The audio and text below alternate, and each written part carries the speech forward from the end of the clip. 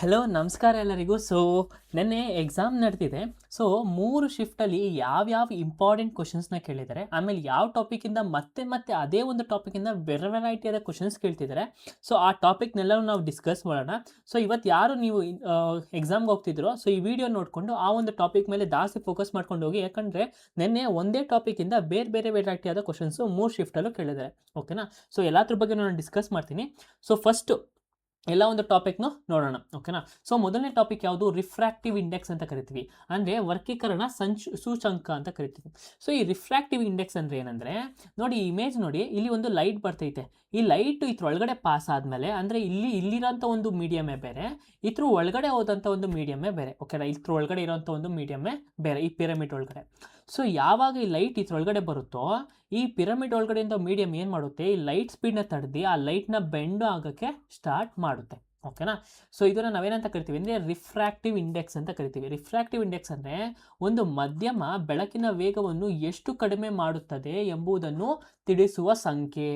ನೋಡಿ ಈ ಕಡೆ ಒಂದು ವೈಟ್ ಕಲರ್ನ ನಾವು ಬಿಡ್ತಿದ್ದೀವಿ, ಅಂದರೆ ಆ ಒಂದು ಲೈಟು ಸ್ಪೀಡಾಗಿ ಬರ್ತೈತೆ, ಬಟ್ ಇದ್ರೊಳಗಡೆ ಹೋದಾಗ ಏನಾಗುತ್ತೆ, ಆ ಒಂದು ಸ್ಪೀಡ್ನ ಲೈಟ್ ಏನಾಗುತ್ತೆ, ಕಡಿಮೆ ಆಗುತ್ತೆ. ಇದನ್ನು ನಾವೇನಂತ ಕರಿತೀವಿ ಅಂದರೆ ರಿಫ್ರಾಕ್ಟಿವ್ ಇಂಡೆಕ್ಸ್ ಅಂತ ಕರಿತೀವಿ.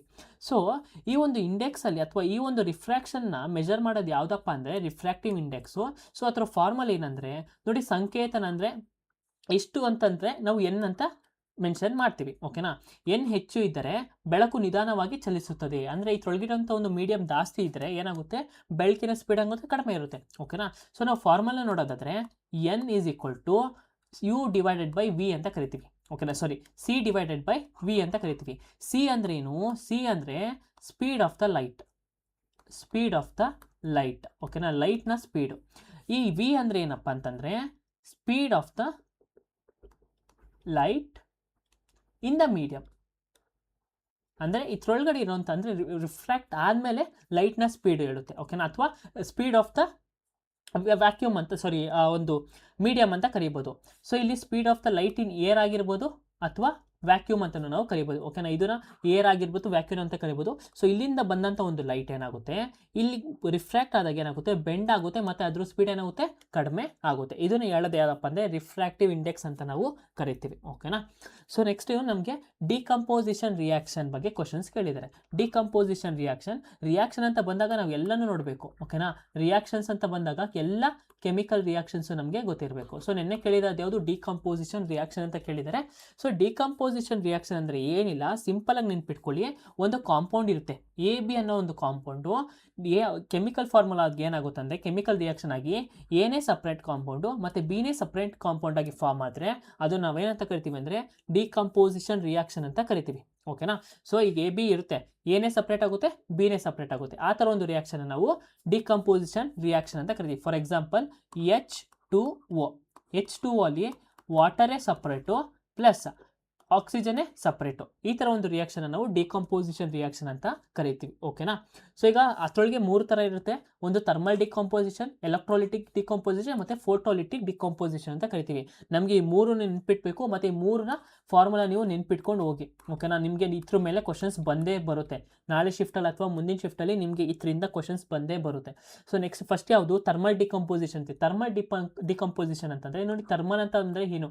ಹೀಟ್ ಇದ್ದಾಗ, ಹೀಟಿಂದ ಈ ಒಂದು ಕೆಮಿಕಲ್ ರಿಯಾಕ್ಷನ್ ಮಾಡೋದನ್ನು ಥರ್ಮಲ್ ಡಿಕಂಪೋಸಿಷನ್ ರಿಯಾಕ್ಷನ್ ಅಂತ ಕರಿತೀವಿ. For example calcium carbonate, CaCO3. ಈ CaCO3ನ ಏನು ಮಾಡ್ತೀವಿ ಅಂತಂದರೆ CaO, calcium oxide plus calcium ಡೈಆಕ್ಸೈಡ್ನ ಸಪ್ರೇಟ್ ಮಾಡಿದ್ರೆ ಅದನ್ನು ಹೇಗೆ ಸಪ್ರೇಟ್ ಮಾಡ್ತೀವಿ ಅಂದರೆ ಥರ್ಮಲ್ ಡಿಕಂಪೋಸಿಷನ್ನ ನಾವು ಮಾಡಿ ಸಪ್ರೇಟ್ ಮಾಡ್ತೀವಿ. ಓಕೆನಾ? ಎಲೆಕ್ಟ್ರೋಲಿಟಿಕ್ ಡಿಕಂಪೋಸಿಷನ್ ಅಂತಂದರೆ ಎಲೆಕ್ಟ್ರಾಲಿಸಿಸ್, ಅಂದರೆ ವಾಟರ್ನ ಯೂಸ್ ಮಾಡಿ ಒಂದು ಕೆಮಿಕಲ್ ರಿಯಾಕ್ಷನ್ನ ಮಾಡ್ತೀವಿ. For example 2H2O, 2 hydrogen plus 2 oxygen. ಓಕೆನಾ? ಈ ಥರ ಒಂದು ಡಿವೈಡ್ ಮಾಡೋದನ್ನ ಅಂತ ಕರಿತೀವಿ ನಾವು ಎಲೆಕ್ಟ್ರಾಲಿಟಿಕ್ ಡಿಕಂಪೋಸಿಷನ್ ಅಂತ ಕರಿತೀವಿ. ಫೋಟೋವೋಲ್ಟಿಕ್ ಡಿಕಂಪೋಸಿಷನ್ ಅಂದ್ರೆ ಏನು? ಫೋಟೋವೋಲ್ಟಿಕ್ ಡಿಕಂಪೋಸಿಷನ್ ಅಂತಂದರೆ ಸನ್ಲೈಟ್ನ ಯೂಸ್ ಮಾಡಿ ಒಂದು ಕೆಮಿಕಲ್ ಚೇಂಜಸ್ನ ಮಾಡಿದ್ರೆ ಅದನ್ನು ಫೋಟೋಲಿಟಿಕ್ ಡಿಕಂಪೋಸಿಷನ್ ಅಂತ ಕರಿತೀವಿ. ಎಕ್ಸಾಂಪಲ್ ಯಾವುದಪ್ಪ ಅಂದರೆ 2AgL ಅಂದರೆ silver chloride plus silver plus chlorine. ಓಕೆನಾ? ಸಿಲ್ವರ್ ಕ್ಲೋರೈಡ್ನ ಕೆಮಿಕಲ್ ರಿಯಾಕ್ಷನ್ ಆಗಿ ಏನು ಮಾಡ್ತೀವಿ, ಸಿಲ್ವರ್ ಪ್ಲಸ್ ಕ್ಲೋರಿನ್ ಆಗಿ ಡಿವೈಡ್ ಮಾಡ್ತೀವಿ. ಈಗ ನೀವು ನೆನ್ಪಿಟ್ಕೊಳ್ಳಿ, ಈಗ ಅವಾಗಿನ ಕಾಲದಲ್ಲಿ ಬ್ಲ್ಯಾಕ್ ಆ್ಯಂಡ್ ವೈಟ್ ಫೋಟೋ ತೆಗಿತಿದ್ರು. ಓಕೆನಾ? ಅದು ಯಾವುದಕ್ಕೆ ಎಕ್ಸಾಂಪಲ್ ಆಗುತ್ತೆ ಅಂದರೆ ಫೋಟೋವೋಲ್ಟಿಕ್ ಡಿಕಂಪೋಸಿಷನ್ಗೆ ಎಕ್ಸಾಂಪಲ್ ಆಗುತ್ತೆ. ಸರಿನಾ? ಇದಿಷ್ಟು ನಮಗೆ ನೆನಪಿರಬೇಕು. ಆಮೇಲೆ ನ್ಯೂಟ್ರಲೈಸೇಷನ್ ರಿಯಾಕ್ಷನ್ ಗೊತ್ತಿರಬೇಕು. ಇದು ಫುಲ್ಲು PYQ ಅಲ್ಲಿ ನಮ್ಗೆ ಎಷ್ಟೊಂದು ಸಲ ಕೇಳಿದ್ದಾರೆ, ನಾನು ಎಷ್ಟೊಂದು ಸಲ ನಿಮಗೆ ಹೇಳಿದ್ದೀನಿ. ಈ ನ್ಯೂಟ್ರಲೈಸೇಷನ್ ರಿಯಾಕ್ಷನ್ ಬಗ್ಗೆ ಕ್ವಶನ್ಸ್ ಕೇಳಿದ್ದಾರೆ. ಏನಂತಂದರೆ ಒಂದು ಆ್ಯಸಿಡು ಇನ್ನೊಂದು ಬೇಸು ಎರಡು ಮಿಕ್ಸ್ ಆಗಿ ಒಂದು ರಿಯಾಕ್ಷನ್ ಆಗುತ್ತೆ. ಆ ರಿಯಾಕ್ಷನ್ ಆದರೆ ನಮಗೆ ಪ್ರಾಡಕ್ಟ್ ಏನು ಸಿಗುತ್ತಪ್ಪ ಅಂದರೆ ಒಂದು ಸಾಲ್ಟು ಅಂದರೆ ಕಾಮನ್ ಸಾಲ್ಟು, ಇನ್ನೊಂದು ವಾಟರ್. ಓಕೆನಾ. ಸೊ ನಮ್ಗೆ ಇದ್ರ ಮೇಲೆ ಕ್ವಶನ್ಸ್ ನೆನ್ನೆಲ್ಲಿ ಕೇಳಿದ್ದಾರೆ. ಸೊ ಎಕ್ಸಾಂಪಲ್ ನೋಡೋದಾದರೆ HCl ಅಂದರೆ ಹೈಡ್ರೋಕ್ಲೋರಿಕ್ ಆಸಿಡ್ ಪ್ಲಸ್ NaOH ಅಂತಂದರೆ ಸೋಡಿಯಂ ಹೈಡ್ರಾಕ್ಸೈಡ್. ಇದು OH ಅಂದರೆ ಇದು ಬೇಸು, OH ಅಂದರೆ ಬೇಸು, ಇದು ಆ್ಯಸಿಡ್. ಓಕೆನಾ. ಈ ಆ್ಯಸಿಡ್ ಮತ್ತು ಬೇಸ್ ಇರೋದ್ರೆ ಏನಾಗುತ್ತೆ, NaCl ಅಂದರೆ salt, common salt, sodium chloride ಅಂತ ಕರಿತೀವಿ. ಆಮೇಲೆ H2O ಅಂದರೆ ವಾಟರ್, ಇದು ರಿಲೀಸ್ ಆಗುತ್ತೆ. ಈ ಒಂದು ಪ್ರಾಸೆಸ್ ನಾವೇನಂತ ಕರಿತೀವಿ ಅಂದರೆ ನ್ಯೂಟ್ರಲೈಸೇಷನ್ ರಿಯಾಕ್ಷನ್ ಅಂತ ನಾವು ಕರಿತೀವಿ. ಸರಿನಾ. ಈ ನ್ಯೂಟ್ರಲೈಸೇಷನ್ ರಿಯಾಕ್ಷನ್ ಅಂದರೆ is a chemical reaction between an acid and a base to produce salt and water ಅಂತ ನಾವು ಕರಿತೀವಿ. ಸೊ ನಾನು ಏನು ಹೇಳೋದೇನಂದರೆ, ನಾನು ಈ ಒಂದು RRB ಗ್ರೂಪ್ ಡಿ ಸೈನ್ಸ್ಗೆ ಟಾಪ್ 500 PYQ ಅಂತ ನಮ್ಮ ಚಾನಲ್ನಲ್ಲಿ ಮೆನ್ಷನ್ ಮಾಡಿದ್ದೀನಿ. ಆ ಒಂದು ಚಾನಲ್ಗೆ ಹೋಗಿ ಅಲ್ಲಿ ಪ್ಲೇಲಿಸ್ಟ್ ಸಿಗುತ್ತೆ. ಓಕೆನಾ, RRB ಸೈನ್ಸ್ ಅಂತ. ನೀವು ಅಲ್ಲಿ ನಾನು ಒಂದು 15 ವೀಡಿಯೋ ಮಾಡಿದ್ದೀನಿ, ನೀವು ನೋಡಿ. 15 ವೀಡಿಯೋದಲ್ಲಿ ಇವತ್ತು ಏನೇನು ಟಾಪಿಕ್ ಹೇಳಿದ್ರು ಎಲ್ಲದ್ರ ಬಗ್ಗೆನೂ ನಾನು ಡಿಸ್ಕಸ್ ಮಾಡಿದ್ದೀನಿ. ಓಕೆನಾ, ಎಲ್ಲದ್ರ ಬಗ್ಗೆನೂ ಕಂಪ್ಲೀಟಾಗಿ ಡಿಸ್ಕಸ್ ಮಾಡಿದ್ದೀನಿ ಮತ್ತು ಎಕ್ಸ್ಪ್ಲನೇಷನ್ ಕೊಟ್ಟಿದ್ದೀನಿ. ಯಾವ ಥರ ಕ್ವಶನ್ ಕೇಳಿದ್ರು ಕೂಡ ನಾನು ನಿಮಗೆ ತಿಳಿಸಿದ್ದೀನಿ. ನೀವೇನಾದ್ರು ಈ ವಿಡಿಯೋ ಮಿಸ್ ಮಾಡ್ಕೊಂಡಿದ್ರೆ ದಯವಿಟ್ಟು ಹೋಗಿ ನೋಡ್ಕೊಳ್ಳಿ. ಇದರಿಂದ ನಿಮಗೆ ಬಹಳ ಅಂದರೆ ಬಹಳ ಹೆಲ್ಪ್ ಆಗುತ್ತೆ. ಸರಿನಾ. ಸೊ ನೆಕ್ಸ್ಟು ಇನ್ನೊಂದು ಏನಪ್ಪ ಅಂತಂದರೆ, ಕೆಮಿಸ್ಟ್ರಿ ನಾವು ಕಂಪ್ಲೀಟಾಗಿ RRB ರೈಲ್ವೆಗೆ ಏನೇನು ಕೇಳ್ತಾರೆ ಸೈನ್ಸು ಫೌಂಡೇಶನ್ ಬ್ಯಾಚರ್ ಎಲ್ಲನೂ ಮಾಡ್ಕೊಬಂದಿದೆ. ಓಕೆನಾ. ನಾನು ಕೆಮಿಸ್ಟ್ರಿ ಕ್ಲಾಸ್ನ ಸ್ಟಾರ್ಟ್ ಮಾಡಿದ್ದೀನಿ ಮತ್ತು ನೆಕ್ಸ್ಟು RRB ಟೆಕ್ನಿಷಿಯನ್ಗೆ ಆ ಕ್ಲಾಸು ಮುಂದುವರಿಯುತ್ತೆ. ಓಕೆನಾ. ನೆಕ್ಸ್ಟು RRB ಟೆಕ್ನಿಷಿಯನು NTPC ಎಲ್ಲನೂ ಕೂಡ ಕನ್ನಡದಲ್ಲಿ ಮತ್ತು ಇಂಗ್ಲೀಷಲ್ಲಿ ಬೈಲ್ಯಾಂಗ್ವಲ್ಲಿ ನಾನು ಟೀಚ್ ಮಾಡ್ತೀನಿ. ಸೊ ಈ ಒಂದು ಕ್ಲಾಸಸ್ನ ನೀವು ವಿಸಿಟ್ ಮಾಡಿ, ನಿಮ್ಗೆ ಇಷ್ಟ ಆದರೆ ಎಲ್ಲರಿಗೂ ನಿಮ್ಮ ಫ್ರೆಂಡ್ಸ್ಗೂ ಶೇರ್ ಮಾಡಿ. ಓಕೆನಾ. ಸೊ ಒಂದು ಸಣ್ಣ ಎಕ್ಸಾಂಪಲಿಂದ ನಾನು ಒಂದು ಯಾವುದೇ ಒಂದು ಕಾನ್ಸೆಪ್ಟ್ ಇದ್ರೂ ನನಗೆ ಬಯಾಟ್ ಮಾಡಬಾರ್ದು, ನಿಮ್ಮ ಕೈಲಿ ನಿಮಗೆ ಅರ್ಥ ಆಗಬೇಕು, ಆ ರೀತಿ ನಾನು ತಿಳಿಸ್ಕೊಟ್ಟಿದ್ದೀನಿ. ಬೇಕಾದ್ರೆ ನೀವು ಹೋಗಿ ವಿಸಿಟ್ ಮಾಡ್ಬೋದು. ಸರಿನಾ. ಸೊ ನೆಕ್ಸ್ಟು ಯಾವ ಕ್ವಶನ್ ಕೇಳಿದ್ದಾರೆ, ಸ್ಟ್ರಕ್ಚರ್ ಆಫ್ ನ್ಯೂರಾನ್ ಬಗ್ಗೆ ಕೇಳಿದ್ದಾರೆ. ಓಕೆನಾ, ಯಾತ್ರ ಬಗ್ಗೆ ನ್ಯೂರಾನ್ ಬಗ್ಗೆ ಕೇಳಿದ್ದಾರೆ. ಮತ್ತು ಜಾಸ್ತಿ ಇಂಪಾರ್ಟೆಂಟ್ ಟಾಪಿಕ್ ಅಂತ ನಾನು ಮುಂಚೆನೇ ಹೇಳಿದ್ದೆ. ಈ ನ್ಯೂರಾನ್ ಬಗ್ಗೆ ಏನು ಕೇಳಿದ್ದಾರೆ ಅಂದರೆ, ಇವತ್ತು ಡೆಂಡ್ರೈಟ್ಸ್ ಬಗ್ಗೆ ಕೇಳಿದ್ದಾರೆ. ಈ ಡೆಂಡ್ರೈಟ್ಸ್ ಅಂದರೆ ನೋಡಿ, ಈ ಥರ ಐತಲ್ವಾ, ಈ ಥರ ಬೇರ್ಗಳು ಐತಲ್ವಾ, ಅದನ್ನು ನಾವು ಡೆಂಡ್ರೈಟ್ಸ್ ಅಂತ ಕರಿತೀವಿ. ಇದು ಏನಕ್ಕಂತಂದರೆ ಮೆಸೇಜ್ಗಳನ್ನ ರಿಸೀವ್ ಮಾಡೋಕ್ಕೆ ಹೆಲ್ಪ್ ಮಾಡುತ್ತೆ. ಓಕೆನಾ. ನಮ್ಮ ಬಾಡಿಲಿ ಏನಾದ್ರು ಒಂದು ಮೆಸೇಜ್ ರಿಸೀವ್, ಇವಾಗ ನಾನು ನಿಮಗೆ ಮಾತಾಡ್ತಿದ್ದೀನಿ, ನಿಮ್ಮ ಬಾಡಿ ಏನು ಮಾಡ್ತಿತ್ತು ಅದನ್ನು ಕೇಳಿಸ್ಕೊಳ್ತೈತೆ ಅಂದರೆ ಮೆಸೇಜ್ನ ರಿಸೀವ್ ಮಾಡ್ಕೊಳ್ತಿದೆ. ಅದನ್ನು ಅಂದರೆ ನ್ಯೂರಾನ್ ಸಿಸ್ಟಮಲ್ಲಿ ಯಾವ ಒಂದು ಪಾರ್ಟ್ ಅಪ್ ಅಂತಂದರೆ ಡೆಂಡ್ರೈಟ್ ಅಂತ ಕರಿತೀವಿ. ಓಕೆನಾ. ಸೊ ಇದನ್ನ ಏನಂತ ಕರಿತೀವಿ, ಇದನ್ನು ಸೆಲ್ ಬಾಡಿ ಅಂತ ಕರಿತೀವಿ. ಒಳಗಡೆ ಅದೇನು ಸೋಮ ಅಥವಾ ನ್ಯೂಕ್ಲಿಯಸ್ ಅಂತ ನಾವು ಕರಿತೀವಿ. ಸೋಮ ಅಂದರೆ ಸೆಲ್ ಬಾಡಿ. ಓಕೆನಾ. ಸೊ ಅದಾದಮೇಲೆ ಈ ಕಡೆ ಜಾಯಿಂಟ್ ಆಗಿರುತ್ತೆ, ಅಲ್ಲಿ ಇದನ್ನು ಆಕ್ಸಾನ್ ಅಂತ ಕರಿತೀವಿ. ಆಮೇಲೆ ಈ ಥರ ನೋಟ್ಸ್ ಇರುತ್ತಲ್ಲ, ಈ ಥರ ಈ ವೈಟ್ ಐತಲ್ಲ, ಇದನ್ನು ನೋಟ್ಸ್ ಅಂತ ಕರಿತೀವಿ. ಓಕೆನಾ. ಮೈಲಿಯನ್ ಶೀತ್ ಅಥವಾ ನೋಟ್ಸ್ ಅಂತ ಕರಿತೀವಿ. ಅದಾದಮೇಲೆ ಲಾಸ್ಟಲ್ಲಿ ಈ ಥರ ಬೇರೆ ಬರುತ್ತೆ. ಓಕೆನಾ, ರೂಟ್ಸ್ ಥರ ಇರುತ್ತೆ. ಇದನ್ನು ನಾವು ಆಕ್ಸಾನ್ ಟರ್ಮಿನಲ್ ಅಂತ ಕರಿತೀವಿ. ಓಕೆನಾ, ಆಕ್ಸಾನ್ ಟರ್ಮಿನಲ್ ಅಂತ ಕರಿತೀವಿ. ಇವೆರಡು ಗ್ಯಾಪ್ ಮಗೆ ಇರುತ್ತಲ್ಲ, ಅದನ್ನು ಸಿನಾಪ್ಸ್ ಅಂತ ನಾವು ಕರಿತೀವಿ. ಓಕೆನಾ. ಸೊ ನಮಗೆ ಸೆಲ್ ಬಾಡಿ ಗೊತ್ತಿರಬೇಕು. ಸೆಲ್ ಬಾಡಿ ಒಳಗಡೆ ಇರುತ್ತೆ, ನ್ಯೂಕ್ಲಿಯಸ್ ಇರುತ್ತೆ. ಆಮೇಲೆ ಆಕ್ಸಾನ್ ಅಂದರೆ ಈ ಒಂದು ನ್ಯೂರಾನಲ್ಲಿ ಲಾರ್ಜೆಸ್ಟ್ ಪಾರ್ಟ್ ಯಾವುದಪ್ಪ ಅಂತಂದರೆ ಆಕ್ಸಾನ್ ಅಂತ ಕರಿತೀವಿ. ಏನಂತ ಕರಿತೀವಿ, ಆಕ್ಸಾನ್. ನೋಡಿ ಇದೈತಲ್ವಾ, ಇದನ್ನೇನಪ್ಪ, ಇದು ಲಾರ್ಜೆಸ್ಟ್ ಪಾರ್ಟ್ ಅಂತ ಕರಿತೀವಿ. ಅದು ಲಾಂಗೆಸ್ಟ್ ಪಾರ್ಟ್ ಯಾವುದಪ್ಪ ಅಂತಂದರೆ ಆಕ್ಸಾನ್ ಅಂತ ಕರಿತೀವಿ. ಲಾರ್ಜೆಸ್ಟ್ ಅಂತ ಅಂದರೆ ಸೆಲ್ ಬಾಡಿ, ಲಾಂಗೆಸ್ಟ್ ಅಂತ ಅಂದರೆ ಇದು. ಸರಿನಾ. ಆಮೇಲೆ ಮೈಲಿಯನ್ ಶೀತ್ ಏನು ಮಾಡುತ್ತೆ, ಇದು fatty cover protects and speed up the signal. ಇಲ್ಲಿ ನೋಡಿ ಕವರ್ ಥರ ಪ್ರೊಟೆಕ್ಟ್ ಮಾಡೈತೆ ನೋಡಿ, ಈ ಥರ. ಇದನ್ನು ಮೈಲಿನಿಯನ್ ಶೀತ್ ಅಂತ ಕರಿತೀವಿ. ಆಕ್ಸಾನ್ ಅದು ಕವರ್ ಮಾಡಿರುತ್ತೆ. ಸರಿನಾ. ಆಮೇಲೆ ಇನ್ಫಾರ್ಮೇಷನ್ ಸೆಂಡ್ ಮಾಡೋದು ಯಾವುದಪ್ಪ ಅಂದರೆ ಆಕ್ಸಾನ್ ಟರ್ಮಿನಲ್ ಅಂತ ನಾವು ಕರಿತೀವಿ. ಓಕೆನಾ. ನಮಗೆ ನೆನಪಿರಬೇಕು, ಸ್ಟ್ರಕ್ಚರ್ ಆಫ್ ನ್ಯೂಟ್ರಾನು ನಮಗೆ ಗೊತ್ತಿರಬೇಕು. ಈಗ ನೆಕ್ಸ್ಟು ಫುಡ್ ಚೈನ್ ಬಗ್ಗೆ ನೋಡಬೇಕು. ನಮ್ಮ ಫುಡ್ ಚೈನ್ ಬಗ್ಗೆ ಕ್ವಶನ್ಸ್ ನೆನ್ನೆ ಬಗ್ಗೆ ಕೇಳಿದ್ದೀರಿ. ಫುಡ್ ಚೈನ್ ಅಂದರೆ ಏನಿಲ್ಲ, ನೋಡಿ ಇಲ್ಲಿ ಗ್ರಾಸ್ ಐತೆ. ಈ ಒಂದು ಹುಲ್ಲನ್ನ ಯಾವ ತಿನ್ನುತ್ತೆ, ರ್ಯಾಬಿಟ್ ತಿನ್ನುತ್ತೆ. ಈ ರ್ಯಾಬಿಟ್ನ ಯಾವ ತಿನ್ನುತ್ತಪ್ಪ, ಈ ರ್ಯಾಬಿಟ್ನ ಹಾವು ತಿನ್ನುತ್ತೆ. ಓಕೆನಾ. ಸೊ ಯಾವ ತಿನ್ನುತ್ತೆ ಅಂತಂದರೆ ಈಗಲ್ಲೂ ತಿನ್ನುತ್ತೆ. ಸೊ ಇದೇ ಥರನೇ ಒಂದು ಪ್ರಾಣಿ ಇನ್ನೊಂದು ಪ್ರಾಣಿಗೆ ಆಹಾರ ಹೋಗುತ್ತೆ. ಅದನ್ನು ನಾವೇನಂತ ಕರಿತೀವಿ, ಆಹಾರ ಸರಪಳಿ ಅಂತ ಕರಿತೀವಿ. ಸೊ ಈ ಕೆಳಗಡೆ ಒಂದು ಪಿರಮಿಡಲ್ಲಿ ನೋಡೋದಾದರೆ ಕೆಳಗಡೆ ಯಾರು ಇರ್ತಾರಪ್ಪ ಅಂತ, ಹುಲ್ಲು ಅಂದರೆ ಪ್ಲಾಂಟ್ಸು ಇರುತ್ತೆ. ಅದನ್ನು ನಾವು ಏನಂತ ಕರಿತೀವಿ ಅಂದರೆ ಪ್ರೊಡ್ಯೂಸರ್ಸ್ ಅಂತ ಕರಿತೀವಿ. ಅದಾದಮೇಲೆ ನೆಕ್ಸ್ಟ್ ಬರೋದು ಪ್ರೈಮರಿ ಕನ್ಸ್ಯೂಮರ್ಸ್ ಬರ್ತಾರೆ. ಓಕೆನಾ. ಅದ್ರೊಳಗೆ ಯಾರು ಇರ್ತಾರೆ ಅಂದರೆ ಹರ್ಬಿವರ್ಸ್ ಅಂತ ಕರಿತೀವಿ. ಅಂದರೆ ಅವನ್ನ ತಿನ್ನೋದು ಯಾವುದಪ್ಪ ಅಂದರೆ ಮೊಲಗಳಾಗಿರ್ಬೋದು, ಕವು ಆಗಿರ್ಬೋದು, ಡೀರ್ ಆಗಿರ್ಬೋದು ಅಂತ ಕರಿತೀವಿ. ಅದಾದಮೇಲೆ ನೆಕ್ಸ್ಟ್ ಬರುತ್ತೆ ಅಂದರೆ ಸೆಕೆಂಡರಿ ಕನ್ಸ್ಯೂಮರ್ ಬರ್ತಾರೆ. ಅಂದರೆ 3ನೇ ಫ್ಲೋರಲ್ಲಿ ಅವ್ರು ಏನು ಮಾಡ್ತಾರೆ ಅಂತಂದರೆ ಈ ಒಂದು ಕೌನಾಗಿರ್ಬೋದು, ಡೀರ್ನಾಗಿರ್ಬೋದು ತಿನ್ನುತ್ತೆ. ಓಕೆನಾ. ಅವ್ರನ್ನ ಕಾರ್ನಿವರ್ಸ್ ಅಥವಾ ಓಮ್ನಿವರ್ಸ್ ಅಂತ ಕರಿತೀವಿ. ಅವರು ಎರಡು ಅಂದರೆ ಹುಲ್ಲು ತಿಂತಾರೆ ಮತ್ತು ಈ ಥರ ಅನಿಮಲ್ಸ್ಗಳನ್ನೂ ತಿಂತಾರೆ. ಸೊ ಲಾಸ್ಟಿಗೆ ಬರೋದು ಯಾವುದಪ್ಪ ಅಂತಂದರೆ ಟರ್ಷರಿ ಅಂತ ಕರಿತೀವಿ. ಅವ್ರು ಏನು ಮಾಡ್ತಾರೆ ಅಂತಂದರೆ ಇವನ್ನೆಲ್ಲನೂ ಕೂಡ ತಿಂತಾರೆ. ಅಂದರೆ ಸೆಕೆಂಡರಿ ಕನ್ಸ್ಯೂಮರ್ಸ್ ಇರ್ತಾರಲ್ಲ, ಅವ್ರನ್ನೆಲ್ಲನೂ ಕೂಡ ತಿಂತಾರೆ. ಇದು ನಾವೇನಂತ ಕರಿತೀವಿ ಅಂದರೆ ಆಹಾರ ಸರಪಳಿ ಅಂತ ಕರಿತೀವಿ. ನಮಗೆ ಈ ಒಂದು ಕಾನ್ಸೆಪ್ಟ್ಸು ಗೊತ್ತಿರಬೇಕು. So next cellular respiration. ಈ ರೆಸ್ಪಿರೇಷನ್ ಅಂದರೆ ಏನು, ಈ ರೆಸ್ಪಿರೇಷನ್ ಅಥವಾ ಉಸಿರಾಟ ಅಂದರೆ ನಾವು ಏನು ಮಾಡ್ತೀವಿ ಅಂತಂದರೆ cell breaks down glucose using oxygen to release energy. ಈ ರೆಸ್ಪಿರೇಷನ್ ಏನಾಗುತ್ತೆ ಅಂದರೆ ನಾವು ಉಸಿರಾಟ ಆಗ್ಬೇಕಾದ್ರೆ ಏನಾಗುತ್ತಪ್ಪ ಅಂದರೆ ನಮ್ಮ ಕೋಶಗಳು ಗ್ಲೂಕೋಸನ್ನು ಆಮ್ಲಜನಕದ ಸಹಾಯದಿಂದ ಏನು ಮಾಡುತ್ತೆ, ವಿಭಜಿಸುವ ಶಕ್ತಿಯನ್ನು ಉತ್ಪಾದಿಸುತ್ತದೆ. ಓಕೆನಾ, ಆ ಒಂದು ಪ್ರಾಸೆಸ್ ನಾವೇನಂತ ಕರಿತೀವಿ ಅಂದರೆ ರೆಸ್ಪಿರೇಷನ್ ಅಂತ ಕರಿತೀವಿ. ಓಕೆನಾ, ಸೊ ಈಗ ರೆಸ್ಪಿರೇಷನ್ ಎಲ್ಲ ಅಕ್ಕರ್ ಆಗುತ್ತೆ, ನಮಗೆ ಕ್ವಶನ್ಸ್ ಕೇಳ್ತಾರೆ ನೋಡಿ, ನೆನ್ನೆ ರೆಸ್ಪಿರೇಷನ್ ಬಗ್ಗೆ ಕೇಳಿದ್ರೆ, ಸೆಲ್ಯುಲಾರ್ ರೆಸ್ಪಿರೇಷನ್ ಬಗ್ಗೆ ಕೇಳಿದ್ರ. ಸೊ ಈಗ ರೆಸ್ಪಿರೇಷನ್ ಎಲ್ಲ ಅಕ್ಕರ್ ಆಗುತ್ತೆ ಅಂತಂದರೆ ಮೈಟೋಕಾಂಡ್ರಿಯಾ ಅಂತ ಕರಿತೀವಿ. ಮೈಟೋಕಾಂಡ್ರಿಯಾ ಅಂತ ನಾವು ಕರಿತೀವಿ, ನಮಗೆ ಗೊತ್ತಿರಬೇಕು. ಓಕೆನಾ, ಸೊ ಅದನ್ನ ಏನಂತ ಕರಿತೀವಿ, power house of the cell ಅಂತ ನಾವು ಕರಿತೀವಿ. ಓಕೆನಾ, ನಮಗೆ ಗೊತ್ತಿರಬೇಕು. ಅದಕ್ಕೆ ಓನ್ ಆದ DNA ಇರುತ್ತೆ, ಮತ್ತು ಅದಕ್ಕೆ ಒಂದು ಮೆಂಬ್ರೇನ್ ಇರುತ್ತೆ. ಸರಿನಾ, ಸೊ ಈ ಮೈಟೋಕಾಂಡ್ರಿಯಾ ಏನು ಪ್ರೊಡ್ಯೂಸ್ ಮಾಡುತ್ತೆ, ನಮಗೆ ಎನರ್ಜಿ ಪ್ರೊಡ್ಯೂಸ್ ಮಾಡುತ್ತೆ. ಯಾವ ಥರ ಪ್ರೊಡ್ಯೂಸ್ ಮಾಡುತ್ತೆ, in the sense of ATP. ATP ಅಂದ್ರೇನು, ಅಡಿನೋಸೈನ್ ಟ್ರೈಫಾಸ್ಫೇಟ್. ನಮಗೆ ಇದ್ರ ಮೇಲೆ ಕ್ವಶನ್ಸ್ ಕೇಳಿದ್ದಾರೆ, ಮತ್ತು ಅದನ್ನು ನಾನು ಎಕ್ಸ್ಪ್ಲೇನ್ ಮಾಡಿದ್ದೀನಿ PYQ ಸೀರೀಸಲ್ಲಿ. ನಮಗೆ ಏನು ಕ್ವಶನ್ಸ್ ಕೇಳಿದಾರಲ್ಲ ಸೈನ್ಸಲ್ಲಿ ಈ ವರ್ಷ, ಅದು ಪೂರ್ತಿ ಫುಲ್ಲು ರಿಪೀಟೆಡ್. ಸರಿನಾ, ಸೊ ಮತ್ತೆ ಈ ಒಂದು ಕೆಮಿಕಲ್ ಇಕ್ವೇಷನ್ ಗೊತ್ತಿರಬೇಕು.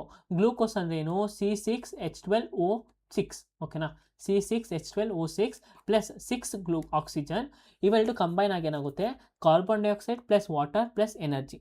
ಓಕೆನಾ, ನಮಗೆ ಇದು ಗೊತ್ತಿರಬೇಕು. ಅಥವಾ ಈ ಕ್ವೆಶನ್ ಕೊಟ್ಬಿಟ್ಟು ಇದು ಯಾವುದಕ್ಕೆ ಎಕ್ಸಾಂಪಲ್ ಅಂತ ನಮಗೆ ಕೇಳ್ತಾರೆ. ಸರಿನಾ, ಸೆಲ್ಯುಲಾರ್ ರೆಸ್ಪಿರೇಷನಲ್ಲಿ ಎರಡು ಥರ ಇರುತ್ತೆ. ಓಕೆನಾ, ಒಂದು ಏರೋಬಿಕ್ ರೆಸ್ಪಿರೇಷನ್ ಅಂತ ಕರಿತೀವಿ, ಇನ್ನೊಂದು ಅನೈರೋಬಿಕ್ ರೆಸ್ಪಿರೇಷನ್. ಏರೋಬಿಕ್ ರೆಸ್ಪಿರೇಷನ್ ಅಂದರೆ ಏನಿಲ್ಲ, ವಾಯುಜೀವಿ ಅಂದರೆ ಆಕ್ಸಿಜನ್ನ ಯೂಸ್ ಮಾಡಿಕೊಂಡು ನಾವು ಎನರ್ಜಿನ ಪ್ರೊಡ್ಯೂಸ್ ಮಾಡಿದ್ರೆ ಏರೋಬಿಕ್ ರೆಸ್ಪಿರೇಷನ್ ಅಂತ ಕರಿತೀವಿ. ಬೆಸ್ಟ್ ಎಕ್ಸಾಂಪಲ್ ಅಂದರೆ ನಾವು ಮನುಷ್ಯರು, ನಾವು ಆಕ್ಸಿಜನ್ ಅಂದರೆ ಆಮ್ಲಜನಕನ ಯೂಸ್ ಮಾಡ್ಕೊಂಡು ಏನು ಮಾಡ್ತೀವಿ, ನಮ್ಮ ಬಾಡಿಲಿ ನಾವು ಎನರ್ಜಿನ ಕ್ರಿಯೇಟ್ ಮಾಡ್ತೀವಿ. ಈ ಆಮ್ಲಜನಕನ ಯೂಸ್ ಮಾಡ್ದಲ್ಲಿ ಒಂದು ಎನರ್ಜಿನ ಏನಾರು ನಾವು ಕ್ರಿಯೇಟ್ ಮಾಡಿದ್ರೆ ಆ ಒಂದು ಪ್ರಾಸೆಸ್ನೇ ಅಂತ ಕರಿತೀವಿ, ಅಂದರೆ ಅನ್ಏರೋಬಿಕ್ ರೆಸ್ಪಿರೇಷನ್ ಅಂತ ಕರಿತೀವಿ. ಓಕೆನಾ, ಸೊ ಇಲ್ಲಿ ನಮಗೆ ಕಡಿಮೆ ಎನರ್ಜಿ ಇರುತ್ತೆ, ಅಂದರೆ ATP ಏನಿರುತ್ತೆ ಕಡಿಮೆ ಇರುತ್ತೆ. ಅಡಿನೋಸೈನ್ ಟ್ರೈಫಾಸ್ಫೇಟ್ ಅನ್ನೋ ಒಂದು ಎನರ್ಜಿ ಬ್ಲಾಕ್ ಏನಿರುತ್ತೆ ನಮಗೆ ಫುಲ್ಲು ಕಡಿಮೆ ಇರುತ್ತೆ. ಸೊ ಈ ಥರದೊಂದು ಎಲ್ಲಿ ಸಿಗುತ್ತೆ ಅಂತಂದರೆ ಈಸ್ಟ್ ಮತ್ತು ಸ್ನಾಯುಗಳಲ್ಲಿ ನಮಗೆ ಕಂಡು ಬರುತ್ತೆ. ಓಕೆನಾ, ನಮಗೆ ಇದ್ರ ಬಗ್ಗೆ ಗೊತ್ತಿರಬೇಕು. ಸೊ ನಿಮಗೆ PPT ಬೇಕಂತಂದರೆ ನಮ್ಮ ಟೆಲಿಗ್ರಾಮ್ ಗ್ರೂಪ್ಗೆ ಜಾಯ್ನ್ ಆಗಿ, ನಾನು ಡಿಸ್ಕ್ರಿಪ್ಷನ್ ಮೆನ್ಷನ್ ಮಾಡಿರ್ತೀನಿ, ನೀವು ಅಲ್ಲೋಗಿ ಆರಾಮಾಗಿ ಡೌನ್ಲೋಡ್ ಮಾಡ್ಕೋಬೋದು. ಓಕೆನಾ, ಸೊ ನಾನು ಹಾಕಿರ್ತೀನಿ. Next concentration of solution. Concentration ಏನೋ ಸಾಂದ್ರತೆ ಅಂತ ಕರಿತೀವಿ. ಕಾನ್ಸಂಟ್ರೇಷನ್ ಅಂದರೆ ಏನಿಲ್ಲ, ಒಂದು ಸೊಲ್ಯೂಷನಲ್ಲಿ ಏನೇನು ಪ್ರಮಾಣಗಳಿವೆ ಅದನ್ನು ನಾವು ಕಾನ್ಸಂಟ್ರೇಷನ್ ಆಫ್ ಅ ಸೊಲ್ಯೂಷನ್ ಅಂತ ಕರಿತೀವಿ. So concentration of a solution is the amount of solute dissolve in the given amount of solvent or solution. ಈಗ ನಾನೊಂದು ಎಕ್ಸ್ಪ್ಲೇನ್ ಕೊಡ್ತೀನಿ ನೋಡಿ ಇದು ಶುಗರ್. ಓಕೆನಾ, ಶುಗರ್ನ ವಾಟರ್ ಜೊತೆಗೆ ಆ್ಯಡ್ ಮಾಡ್ತೀವಿ. ಓಕೆನಾ, ಈ ವಾಟರ್ ಒಳಗಡೆ ಎಷ್ಟು ಶುಗರ್ ಐತೆ ಅಥವಾ ಎಷ್ಟು ಪ್ರಮಾಣದಲ್ಲಿ ಶುಗರ್ ಐತೆ ಅನ್ನೋದನ್ನ ನಾವು ಕಾನ್ಸಂಟ್ರೇಷನ್ ಅಂತ ಕರಿತೀವಿ. ಓಕೆನಾ, ಅದನ್ನು ನಾವೇನಂತ ಕರಿತೀವಿ, ಕಾನ್ಸಂಟ್ರೇಷನ್ ಆಫ್ ಶುಗರ್ ಅಂತ ಕರಿತೀವಿ. ಸೊ ನಮಗೆ ಇಲ್ಲಿ ಕೀ ಟರ್ಮಿನಾಲಜಿ ಗೊತ್ತಿರಬೇಕು. ಒಂದು ಸೊಲ್ಯೂಟ್ ಅಂತ ಕರಿತೀವಿ, ಏನಂತ ಕರಿತೀವಿ, ಸೊಲ್ಯೂಟ್ ಅಂತ ಕರಿತೀವಿ. ಇನ್ನೊಂದು ಸಾಲ್ವೆಂಟ್ ಅಂತ ಕರಿತೀವಿ. ಸೊಲ್ಯೂಟ್ ಅಂದರೆ ಯಾವುದು ಕಡಿಮೆ ಇರುತ್ತೆ, ಸಾಲ್ವೆಂಟ್ ಅಂದರೆ ಯಾವುದು ಜಾಸ್ತಿ ಇರುತ್ತೆ. ಫಾರ್ ಎಕ್ಸಾಂಪಲ್, ಇವಾಗ ಒಂದು ದೊಡ್ಡ ಗ್ಲಾಸ್ ಆಫ್ ವಾಟರ್ಗೆ 2 ಟೀ ಸ್ಪೂನಷ್ಟು ಶುಗರ್ನ ನಾವು ಆ್ಯಡ್ ಮಾಡಿದ್ರೆ ಅದೇನಾಗುತ್ತೆ, ಸೊಲ್ಯೂಟ್ ಯಾವುದಪ್ಪ ಇಲ್ಲಿ, ಶುಗರು. ಯಾವುದು ಡಿಸಾಲ್ವ್ ಆಗುತ್ತೆ ಅಂದರೆ ಯಾವುದು ಕರಗುತ್ತೆ ಅದನ್ನು ಸೊಲ್ಯೂಟ್ ಅಂತ ಕರಿತೀವಿ. ಸಾಲ್ವೆಂಟ್ ಅಂದರೆ ಯಾವುದು ಅದನ್ನು ಕರಗಿಸುತ್ತೆ. ಓಕೆನಾ, ಈಗ ಶುಗರ್ ಯಾವುದನ್ನ ಕರಗಿಸುತ್ತೆ, ವಾಟರ್ ಶುಗರ್ನ ಕರಗಿಸುತ್ತೆ, ಅದನ್ನು ನಾವು ಸಾಲ್ವೆಂಟ್ ಅಂತ ಕರಿತೀವಿ. ಸೊ ಈಗ ನಮಗೆ ಒಂದು ಸೊಲ್ಯೂಷನ್ ಅಂತ ನೋಡೋದಾದರೆ ಒತ್ತರೊಳಗೆ ಏನಿರುತ್ತೆ, ಒಂದು ಸಾಲ್ವೆಂಟ್ ಇರುತ್ತೆ ಅಂದರೆ ಒಂದನ್ನು ಕರಗಿಸೋದಿರುತ್ತೆ, ಇನ್ನೊಂದು ಸೊಲ್ಯೂಟ್ ಇರುತ್ತೆ ಅಂದರೆ ಯಾವುದು ಕರಗುತ್ತೆ. ಓಕೆನಾ, ಇವೆರಡನ್ನ ನಾವೇನಂತ ಕರಿತೀವಿ, ಸೊಲ್ಯೂಷನ್ ಅಂತ ನಾವು ಕರಿತೀವಿ. ಓಕೆನಾ, ಇವೆರಡು ಏನಂತ ಕರಿತೀವಿ, ಸೊಲ್ಯೂಷನ್ ಅಂತ ಕರಿತೀವಿ. ಸೊ ನಮಗೆ ಇವತ್ತಿನ ಬಗ್ಗೆ ಕ್ವಶನ್ಸ್ ಕೊಟ್ಟಿದ್ರಲ್ವಾ, ಒಂದು ಸೊಲ್ಯೂಷನಲ್ಲಿ ಸೊಲ್ಯೂಟ್ನ ಪ್ರಮಾಣ ಎಷ್ಟಿದೆ ಅಂದರೆ ಅದು ನ್ಯೂಮರಿಕಲ್ ವ್ಯಾಲ್ಯೂ ಕೊಟ್ಬಿಟ್ಟು ಅದನ್ನು ಕೊಟ್ಟಿದ್ರು. ಓಕೆನಾ, so amount of solution, amount of solute divided by amount of solution, ಅದಕ್ಕೆ ಫಾರ್ಮುಲಾ. ಕಾನ್ಸಂಟ್ರೇಷನ್ ಆಫ್ ಫಾರ್ಮುಲಾ ನೋಡಿದ್ರೆ ಎಷ್ಟು ಕಾನ್ಸಂಟ್ರೇಷನ್ ಐತೆ ಅಂತಂದರೆ ಇದು ಹಿಂಗೆ ಅಂಡರ್ಲೈನ್ ಮಾಡ್ಕೊಬಿಡಿ, amount of solute divided by amount of solution into 100. Percentage ಕೇಳಿದ್ರೆ ಇಂಟು 100 ಅಂತ ಮಾಡ್ಕೊಳ್ಳಿ. ಓಕೆನಾ, solute divided by solution into 100. ಸರಿನಾ, ಈ ಒಂದು ಫಾರ್ಮುಲಾನ ಯೂಸ್ ಮಾಡಿ. ಸೊ ನೋಡಿ, ಒಂದು ಟೇಬಲ್ ಮತ್ತು ಇದರೊಳಗೆ ಎರಡು ಥರ ಸೊಲ್ಯೂಷನ್ ಬರುತ್ತೆ. ಒಂದು ಕಾನ್ಸಂಟ್ರೇಟೆಡ್ ಸೊಲ್ಯೂಷನು, ಇನ್ನೊಂದು ಡೈಲ್ಯೂಟ್ ಸೊಲ್ಯೂಷನು. ಈಗ ನೋಡಿ, ಒಂದು ಲೀಟರ್ ಬಾಟಲ್ಲಿ ಅಥವಾ 1 ಲೀಟ್ರ್ ಮಿಲ್ಕಲ್ಲಿ 1 ಲೀಟ್ರು ನೀರಲ್ಲಿ ಅಂತ ಅಂದ್ಕೊಳ್ಳಿ. 1 ಲೀಟ್ರ್ ನೀರಿಗೆ ನೀವೇನಾದ್ರು 5 ಸ್ಪೂನು ಶುಗರ್ ಆ್ಯಡ್ ಮಾಡಿದ್ರೆ ಅದು ನಿಮಗೆ ನೀರು ಸಿಹಿಯಾಗಿ ಅಂತ ಅನಿಸುತ್ತೆ. ಅದೇ 1 ಲೀಟ್ರ್ ನೀರಿಗೆ ನೀವು 1 kg ಏನಾದ್ರು ಸಕ್ಕರೆ ಆ್ಯಡ್ ಮಾಡಿದ್ರೆ ಅವಾಗ ಏನಾಗುತ್ತೆ, ನಮಗೆ ಸಕ್ಕರೆ ಕರಗಲ್ಲ. ಓಕೆನಾ, ಏನಾಗುತ್ತೆ, ಸಕ್ಕರೆ ಕರಗಲ್ಲ. ಆ ಥರ ಒಂದು ಸೊಲ್ಯೂಷನ್ ನಾವೇನಂತ ಕರಿತೀವಿ ಅಂದರೆ ಕಾನ್ಸಂಟ್ರೇಟೆಡ್ ಸೊಲ್ಯೂಷನ್ ಅಂತ ನಾವು ಕರಿತೀವಿ. ಅಂದರೆ ಸೊಲ್ಯೂಟು ಜಾಸ್ತಿ ಪ್ರಮಾಣದಲ್ಲಿ ಇರುತ್ತೆ. ಓಕೆನಾ, ಸೊಲ್ಯೂಟ್ ಏನಿರುತ್ತೆ, ದ್ರವ್ಯವು ಜಾಸ್ತಿ ಪ್ರಮಾಣದಲ್ಲಿ ಇರುತ್ತೆ, ಆದರೆ ದ್ರವಕ ಏನಿರುತ್ತೆ ಕಡಿಮೆ ಪ್ರಮಾಣದಲ್ಲಿರುತ್ತೆ. ಆದರೆ ಡೈಲ್ಯೂಟ್ ಸೊಲ್ಯೂಷನ್ ಹಂಗಲ್ಲ. ಡೈಲ್ಯೂಟ್ ಸೊಲ್ಯೂಷನಲ್ಲಿ ದ್ರವಕ ಜಾಸ್ತಿ ಇರುತ್ತೆ, ದ್ರವ್ಯ ಕಡಿಮೆ ಇರುತ್ತೆ. ಓಕೆನಾ, ಅಂಥ ಒಂದು ಸೊಲ್ಯೂಷನ್ ನಾವೇನಂತ ಕರಿತೀವಿ, ಡೈಲ್ಯೂಟ್ ಸೊಲ್ಯೂಷನ್ ಅಂತ ಕರಿತೀವಿ. ಓಕೆನಾ. ನೆಕ್ಸ್ಟ್ ಕೆನೆಟಿಕ್ ಎನರ್ಜಿ ಅಂದ್ರೆ ಏನು ನಾನು ಹೇಳಿದೆ, it is a energy possessed by the body due to the motion. ಇವಾಗ ಒಂದು ಬಾಕ್ಸ್ ಇರುತ್ತೆ, ಆ ಬಾಕ್ಸ್ನ ಇಲ್ಲಿಗೆ ನೀವು ತಳ್ತೀರಾ, ಈ ತಳ್ದಾಗ ಏನಾಗುತ್ತೆ, ಇಲ್ಲಿ ನಮಗೆ ವರ್ಕ್ ಡನ್ ಆಗುತ್ತಲ್ವಾ, ಇಲ್ಲಿ ವರ್ಕ್ ಡನ್ ಆದಾಗ ಏನಾಗುತ್ತೆ, ಮೋಷನ್ ಆಗುತ್ತೆ. ಬಾಕ್ಸ್ ತಳ್ದಾಗ ಇಲ್ಲಿಗೆ ಉಜ್ಕೊಂಡು ಹೋಗುತ್ತಲ್ವಾ, ಅವಾಗ ಮೋಷನ್ ಕ್ರಿಯೇಟ್ ಆಗುತ್ತೆ. ಆ ಒಂದು ಮೋಷನ್ ನಾವೇನಂತ ಕರಿತೀವಿ ಅಂದರೆ ಕೆನೆಟಿಕ್ ಎನರ್ಜಿ ಅಂತ ಕರಿತೀವಿ. ಏನಂತ ಕರಿತೀವಿ, ಕೆನೆಟಿಕ್ ಎನರ್ಜಿ ಅಂತ ಕರಿತೀವಿ. ಮತ್ತು ಕೆನೆಟಿಕ್ ಎನರ್ಜಿಗೆ ನಾಳೆಗೆ ನೋಡ್ಕೊಳ್ಳಿ, ಫಾರ್ಮುಲಾ ಕೇಳಿಲ್ಲ ಅಂತ ಅಂದರೆ ಕೆನೆಟಿಕ್ ಎನರ್ಜಿ ಮೇಲೆ 12 mv². ಓಕೆನಾ, ಇದು ಕೆನೆಟಿಕ್ ಎನರ್ಜಿಗೆ ನಮಗೆ ಫಾರ್ಮುಲಾ. ಎಮ್ ಅಂದರೆ ಮಾಸು, ವಿ ಅಂದರೆ ವೆಲಾಸಿಟಿ. ಸರಿನಾ. ಸೊ ಈಗ ಸ್ಪೀಡ್ ಇನ್ಕ್ರೀಸ್ ಆದರೆ ಏನು, ಆ ಬಾಕ್ಸ್ ಏನಾದರೂ ಸ್ಪೀಡಾಗಿ ತಳ್ಳಿದ್ರೆ ಮೋಷನ್ ಏನಾಗುತ್ತೆ, ಜಾಸ್ತಿ ಸ್ಪೀಡಾಗಿ ಆಗುತ್ತೆ, ಅವಾಗ ನಮಗೆ ಕೆನೆಟಿಕ್ ಎನರ್ಜಿ ಜಾಸ್ತಿ ಇರುತ್ತೆ. ಸೊ ಆ ಒಂದು ಬಾಕ್ಸ್ ವೆಯ್ಟು ಜಾಸ್ತಿ ಇದ್ದರೆ, ಇವಾಗ ಏನಾದ್ರು ಇದು 5 kg ಬಾಕ್ಸ್ ಇದ್ದರೆ ನಮಗೆ ಅಷ್ಟೇ ಫೋರ್ಸ್ ಹಾಕಬೇಕು, ಅಷ್ಟೇ ಫೋರ್ಸ್ ಹಾಕಿದಾಗ ಏನಾಗುತ್ತೆ, ಇದು ಅಷ್ಟೇ ಮೋಷನ್ನ ಕ್ರಿಯೇಟ್ ಮಾಡುತ್ತೆ. ಸರಿನಾ. ಸೊ ಮಾಸು ಕೂಡ ಡಿಪೆಂಡ್ ಆಗಿರುತ್ತೆ. ಸೊ ಮಾಸ್ ಏನಾದ್ರು ಜಾಸ್ತಿ ಇದ್ದರೆ ಕೆನೆಟಿಕ್ ಎನರ್ಜಿ ಕೂಡ ಜಾಸ್ತಿ ಇರುತ್ತೆ.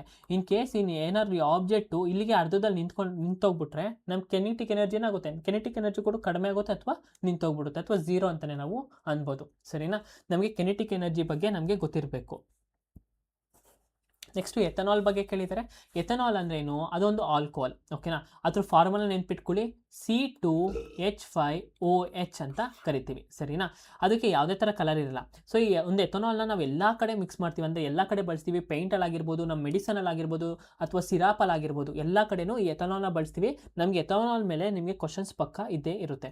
ಸೊ ಎಥನಾಲ್ ಹೇಗೆ ಪ್ರಿಪೇರ್ ಮಾಡ್ತಾರೆ ಅಂತಂದರೆ, ಮೊಯಾಸಿಸ್ ಆಗಿರ್ಬೋದು, ಶುಗರ್ ಕೇನಿಂದ ಆಗಿರ್ಬೋದು, ಈ ಒಂದು ಶುಗರ್ ಕೇನ್ ವೇಸ್ಟಿಂದ ನಮ್ಗೆ ಏನು ಮಾಡ್ತಾರೆ, ಎಥನಾಲ್ನ ನಾವು ಪ್ರಿಪೇರ್ ಮಾಡ್ತಾರೆ. ಸರಿನಾ.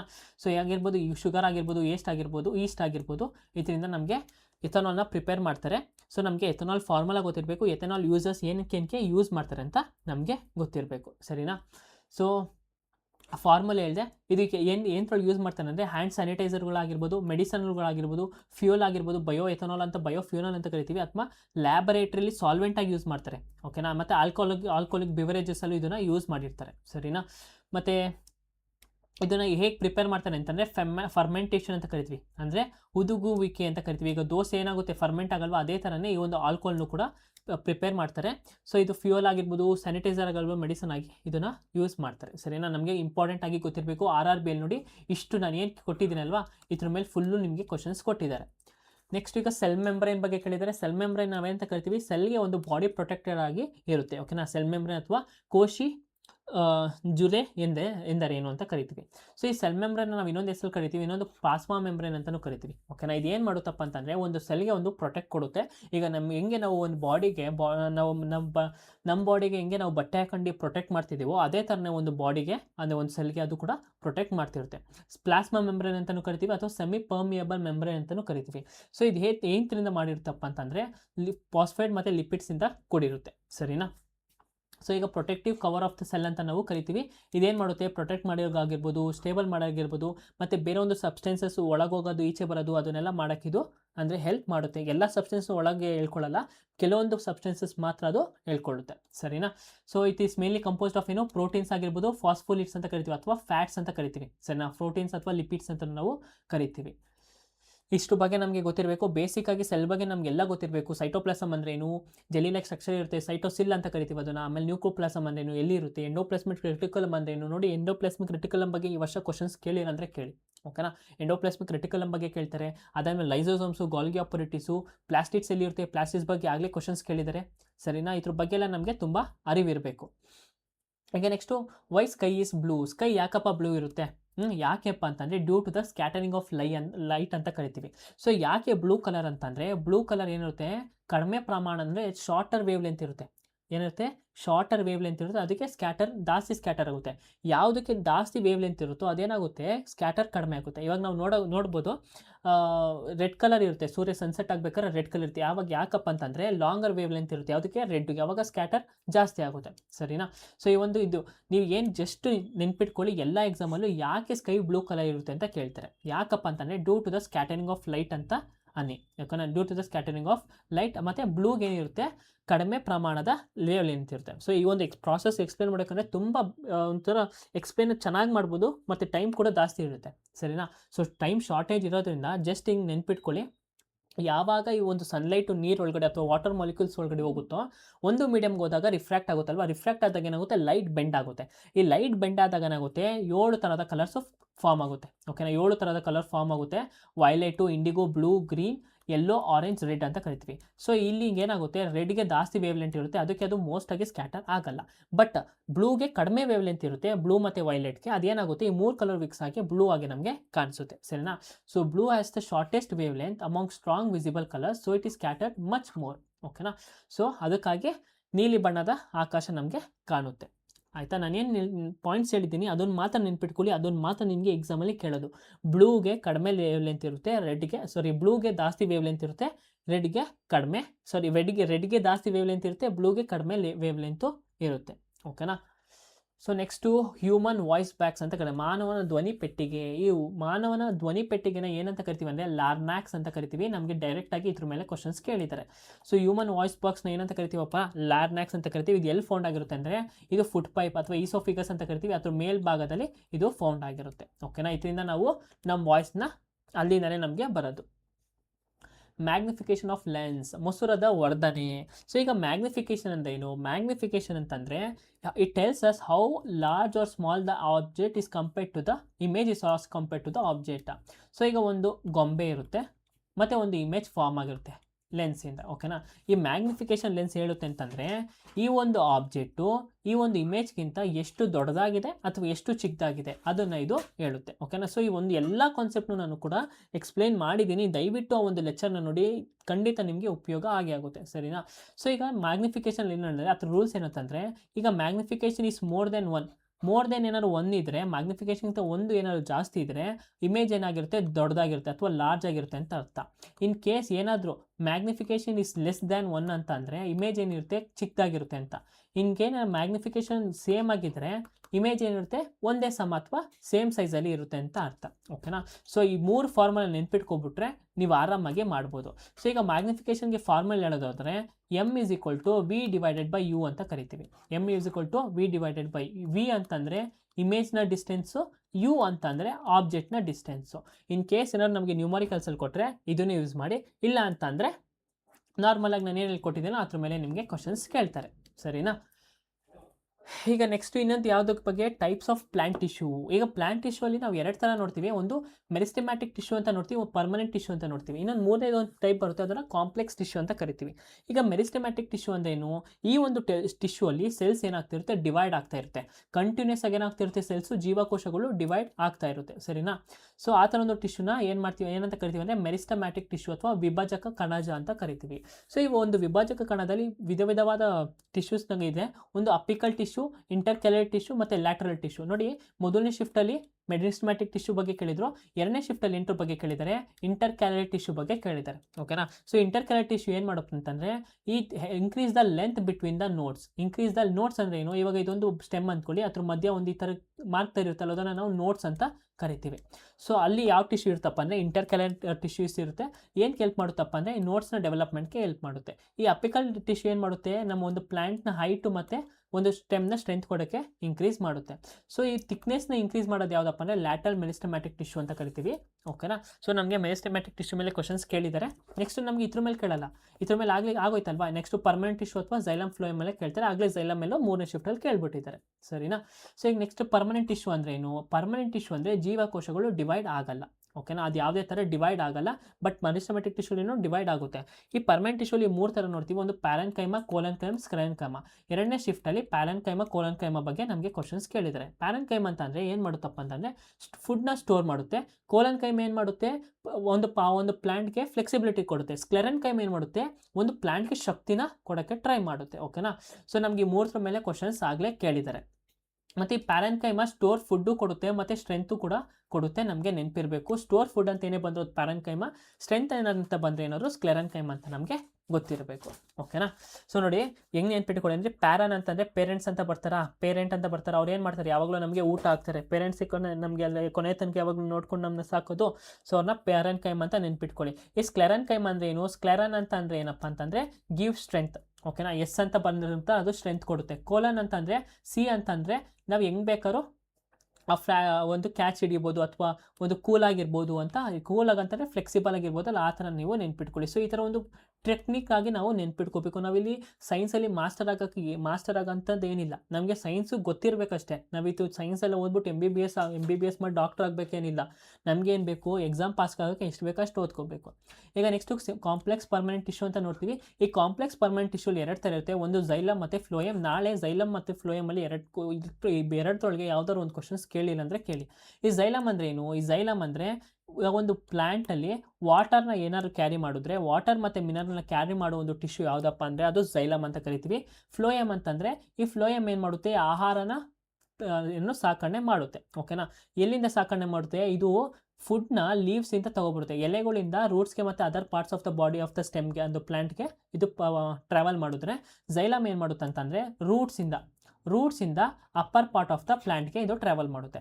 ಝೈಲಮ್ ಯಾವಾಗಲೂ ಒಂದೇ ಕಡೆ ಇರುತ್ತೆ, ಒಂದೇ ವೇಯಲ್ಲಿ ಟ್ರಾನ್ಸ್ಪೋರ್ಟ್ ಆಗುತ್ತೆ, ಉಲ್ಟಾಡ್ ಬರಲ್ಲ. ಬಟ್ ಫ್ಲೋಯಮ್ ಹಂಗಲ್ಲ, ಮೇಲ್ಗಡೆಗೂ ಹೋಗುತ್ತೆ ಅಥವಾ ಕೆಳಗಡೆಗೂ ಕೂಡ ಬರುತ್ತೆ. ಸೊ ಈ ಥರ ಒಂದು ಟ್ರಾನ್ಸ್ಪೋರ್ಟೇಷನ್ ಎಲ್ಲಿ ಕಂಡು ಬರ್ಬೋದು? ಫ್ಲೋಯಮಲ್ಲಿ ಕಂಡು ಬರುತ್ತೆ. ನಮಗೆ ಕೇಳ್ತಾರೆ. ನಾನು ಇಲ್ಲಿ ಬರೀ ಎಕ್ಸ್ಪ್ಲೇನ್ ಮಾಡ್ತಾ ಇದ್ದೀನಿ, ಮತ್ತು ನೋಟ್ಸ್ ಕೊಟ್ಟಿರ್ತೀನಲ್ವ, ನಾನು ಟೆಲಿಗ್ರಾಮ್ ಗ್ರೂಪ್ ಜಾಯ್ನ್ ಆಗಿರಿ. ನಾನಲ್ಲಿ ಖಂಡಿತ ಅಪ್ಲೋಡ್ ಮಾಡಿರ್ತೀನಿ, ನೀವು ಕೂತ್ಕೊಂಡು ಡೌನ್ಲೋಡ್ ಮಾಡ್ಕೊಂಡು ಆರಾಮಾಗಿ ರಿವೈಸ್ ಮಾಡ್ಬೋದು. ನೆಕ್ಸ್ಟು ಈ ಸಿಂಪಲ್ ಪರ್ಮನೆಂಟ್ ಟಿಶ್ಯೂ ನಾನು ಹೇಳಿದೆ, ಪ್ಯಾರೆನ್ಕೈಮಾ, ಕೊಲನ್ಕೈಮಾ, ಸ್ಕ್ಲೆರೆನ್ಕೈಮಾ ಅಂತ. ಈ ಪ್ಯಾರೆನ್ಕೈಮಾ ಅಂದ್ರೆ ಏನು? ಲಿವಿಂಗ್ ಸೆಲ್ಸ್ ಇರುತ್ತೆ, ಅದೇನು ಮಾಡುತ್ತೆ? ಸ್ಟೋರೇಜ್ ಫುಡ್ ಮತ್ತು ವಾಟರ್.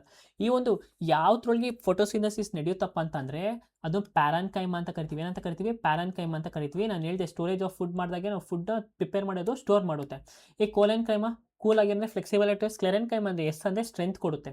ಓಕೆನಾ? ಸೊ ಸ್ಕ್ಲೆರೆನ್ಕೈಮಾ ಮತ್ತು ಡೆಡ್ ಸೆಲ್ಸ್ ಎಲ್ಲಿರುತ್ತಪ್ಪ ಅಂದರೆ ಸ್ಕ್ಲೆರೆನ್ಕೈಮಾದಲ್ಲಿ ಇರುತ್ತೆ.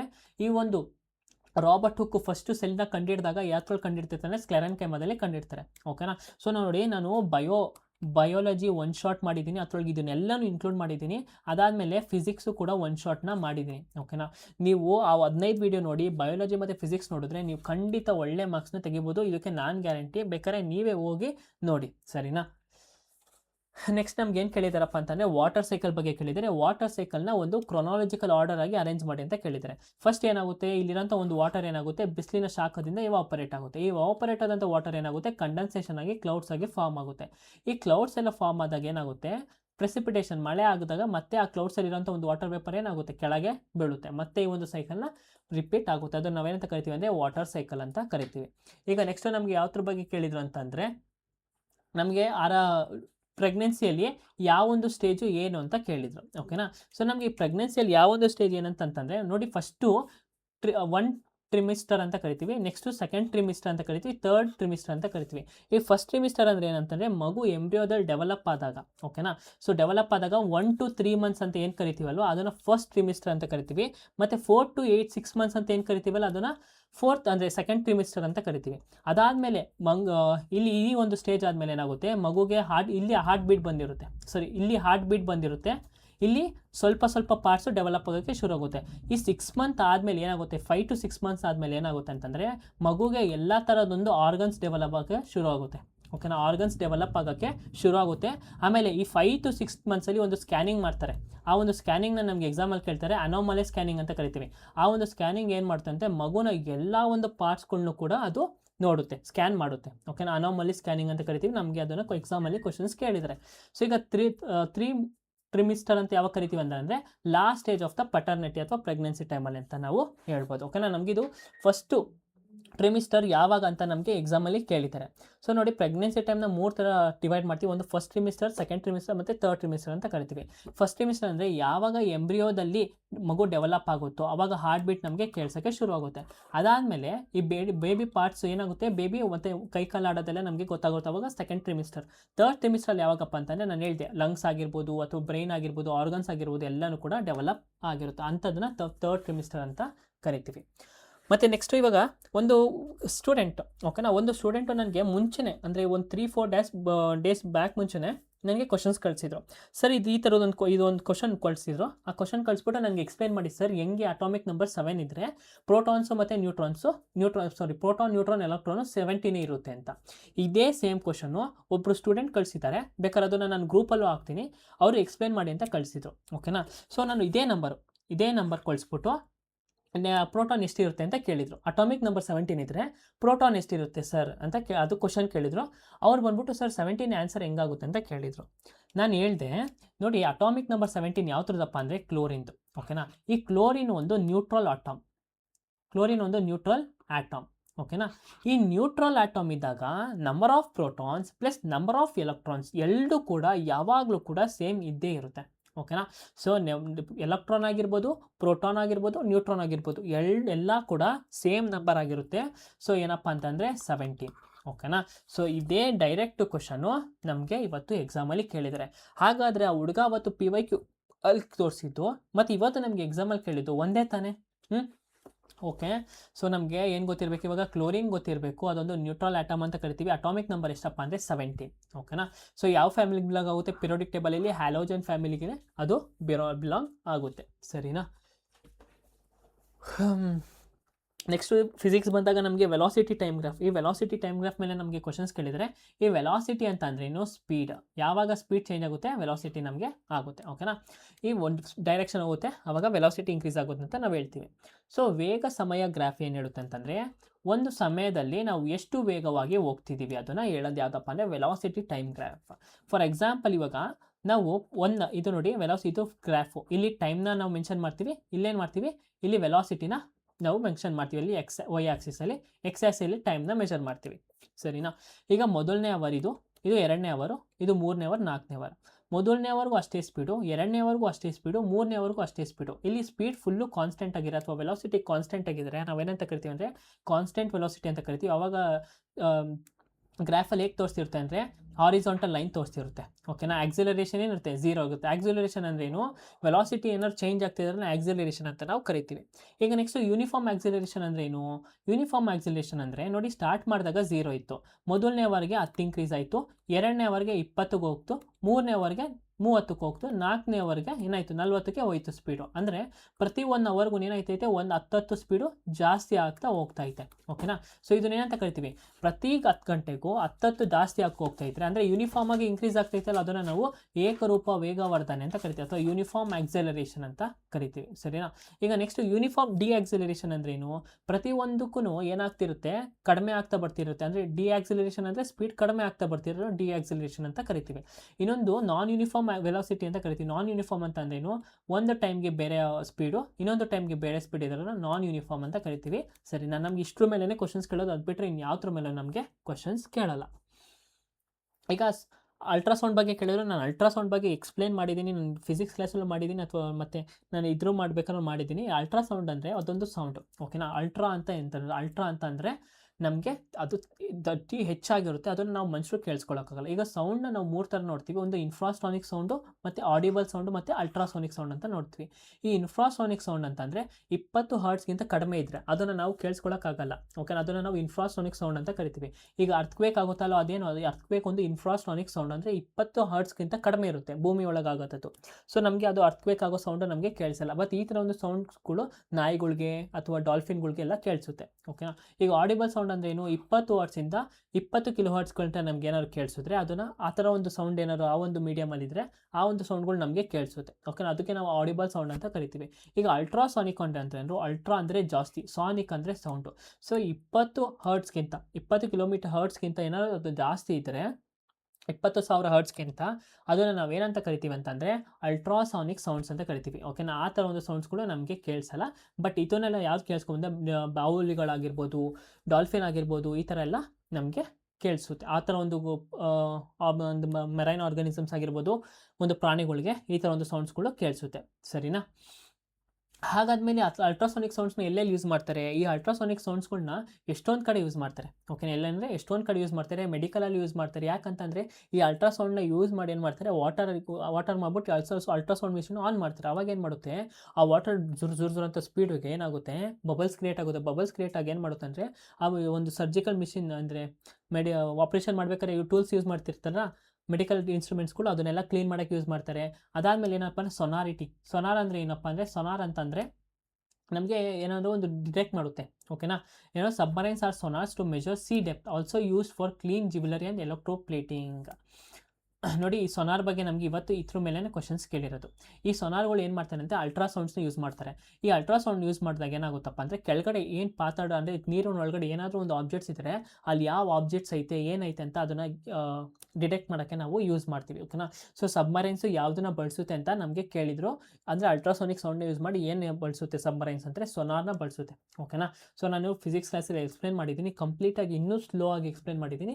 ಇನ್ ಕೇಸ್ ನಿಮ್ಗೆ ಏನಾದ್ರು ಇದು ಸ್ಪೀಡ್ ಆಗ್ತೈತೆ ಅರ್ಥ ಆಗಿಲ್ಲ ಅಂದರೆ ಆ ಕ್ಲಾಸ್ನ ಹೋಗಿ ನೋಡಿ, ಸರಿನಾ. ಸೊ ನೆಕ್ಸ್ಟು ನಮಗೆ ಅನಾಟಮಿ ಆಫ್ ಫ್ಲವರ್ ಬಗ್ಗೆ ಕೇಳಿದ್ರು. ನೋಡಿ ನಾಳೆ ಕ್ವಶನ್ಸ್ ನಿಮಗೆ ಕೇಳ್ತಾರೆ. ರೀಪ್ರೊಡಕ್ಟಿವ್ ಇಂದ ನಮಗೆ ಕ್ವಶನ್ಸ್ ಬಂದಿದೆ. ಅನಾಟಮಿ ಆಫ್ ಫ್ಲವರ್ ಕೊಟ್ಟಿದ್ರು. ಸೊ ಈಗ ಆಂಡ್ರೋಶಿಮಿಯಮ್ ಅಂದ್ರೇನು, ಗೈನೋಶಿಯಮ್ ಅಂದ್ರೇನು. ಆಂಡ್ರೋಶಿಯಮ್ ಅಂದರೆ ಮೇಲ್ನ ಒಂದು ರೀಪ್ರೊಡಕ್ಟಿವ್ ಸಿಸ್ಟಮ್ ಅಂತ ಕರಿತೀವಿ, ಅಂದರೆ ಪ್ಲಾಂಟ್ಸಲ್ಲಿದೆ, ಹೂವುಗಳಲ್ಲಿ. ಗೈನೋಶಿಯಮ್ ಅಂತ ಅಂದರೆ ಸ್ತ್ರೀ ಕೇಸರ ಅಂತ ಕರಿತೀವಿ. ಸ್ತ್ರೀ ಕೇಸರ ಅಂತಂದರೆ ಫೀಮೇಲ್ನ ಒಂದು ರೀಪ್ರೊಡಕ್ಟಿವ್ ಪಾರ್ಟ್. ಓಕೆನಾ. ಆಂಡ್ರೋಶಿಯಮ್ ಅಂದರೆ ಮೇಲ್ ರೀಪ್ರೊಡಕ್ಟಿವ್ ಆರ್ಗನು, ಗೈನೋಶಿಯಮ್ ಅಂದರೆ ಫೀಮೇಲ್ ರೀಪ್ರೊಡಕ್ಟಿವ್ ಆರ್ಗನ್. ಸರಿನಾ. ಇದು ನಮ್ಗೆ ಪ್ಲ್ಯಾಂಟ್. ನಮಗೆ ಪ್ಲ್ಯಾಂಟ್ ಬಗ್ಗೆ ಗೊತ್ತಿರಬೇಕು, ಫುಲ್ಲು ಕಂಪ್ಲೀಟಾಗಿ ಎಕ್ಸ್ಪ್ಲೇನ್ ಮಾಡ್ತೀನಿ, ನೋಡ್ಕೊಳ್ಳಿ. ಸೊ ಓಕೆನಾ. ನಾನು ಮೌಸ್ ಕರ್ಸವ್ನ ನೋಡ್ಕೊಳ್ಳಿ.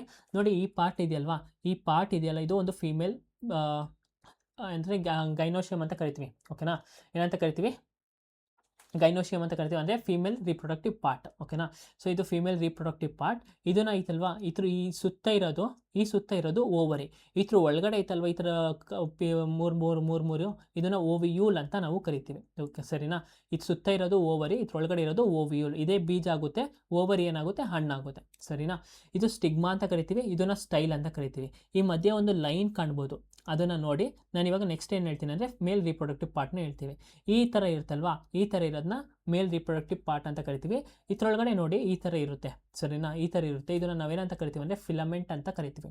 ಈ ಫಿಲಮೆಂಟ್ ಒಳಗಡೆ ಮೇಲ್ಗಡೆ ಪಾರ್ಟ್, ಇದನ್ನು ಫಿಲಮೆಂಟ್ ಅಂತ ಕರಿತೀವಿ, ಸರಿನಾ. ಇದನ್ನು ಫಿಲಮೆಂಟ್ ಅಂತ ಕರಿತೀವಿ. ಮೇಲ್ಗಡೆ ಪಾರ್ಟ್ ಇರುತ್ತಲ್ವಾ ಮುಕ್ತರ, ಅದನ್ನು ಆ್ಯಂಥರ್ ಅಂತ ಕರಿತೀವಿ. ಆ್ಯಂಥರ್ ಒಳಗಡೆ ಏನಿರುತ್ತೆ, ಪೋಲನ್ ಗ್ರೈನ್ಸ್ ಇರುತ್ತೆ. ಈ ಪೋಲನ್ ಗ್ರೈನ್ಸ್ನ ಹುಳಗಳು ಬಂದ್ಬಿಟ್ಟು ಏನು ಮಾಡುತ್ತೆ, ಬೀಸು ಅನಿಬೀಸು ಬಂದ್ಬಿಟ್ಟು ಏನು ಮಾಡುತ್ತೆ, ಇದ್ರ ಮೇಲೆ ತಂದು ಇಕ್ಕುತ್ತೆ.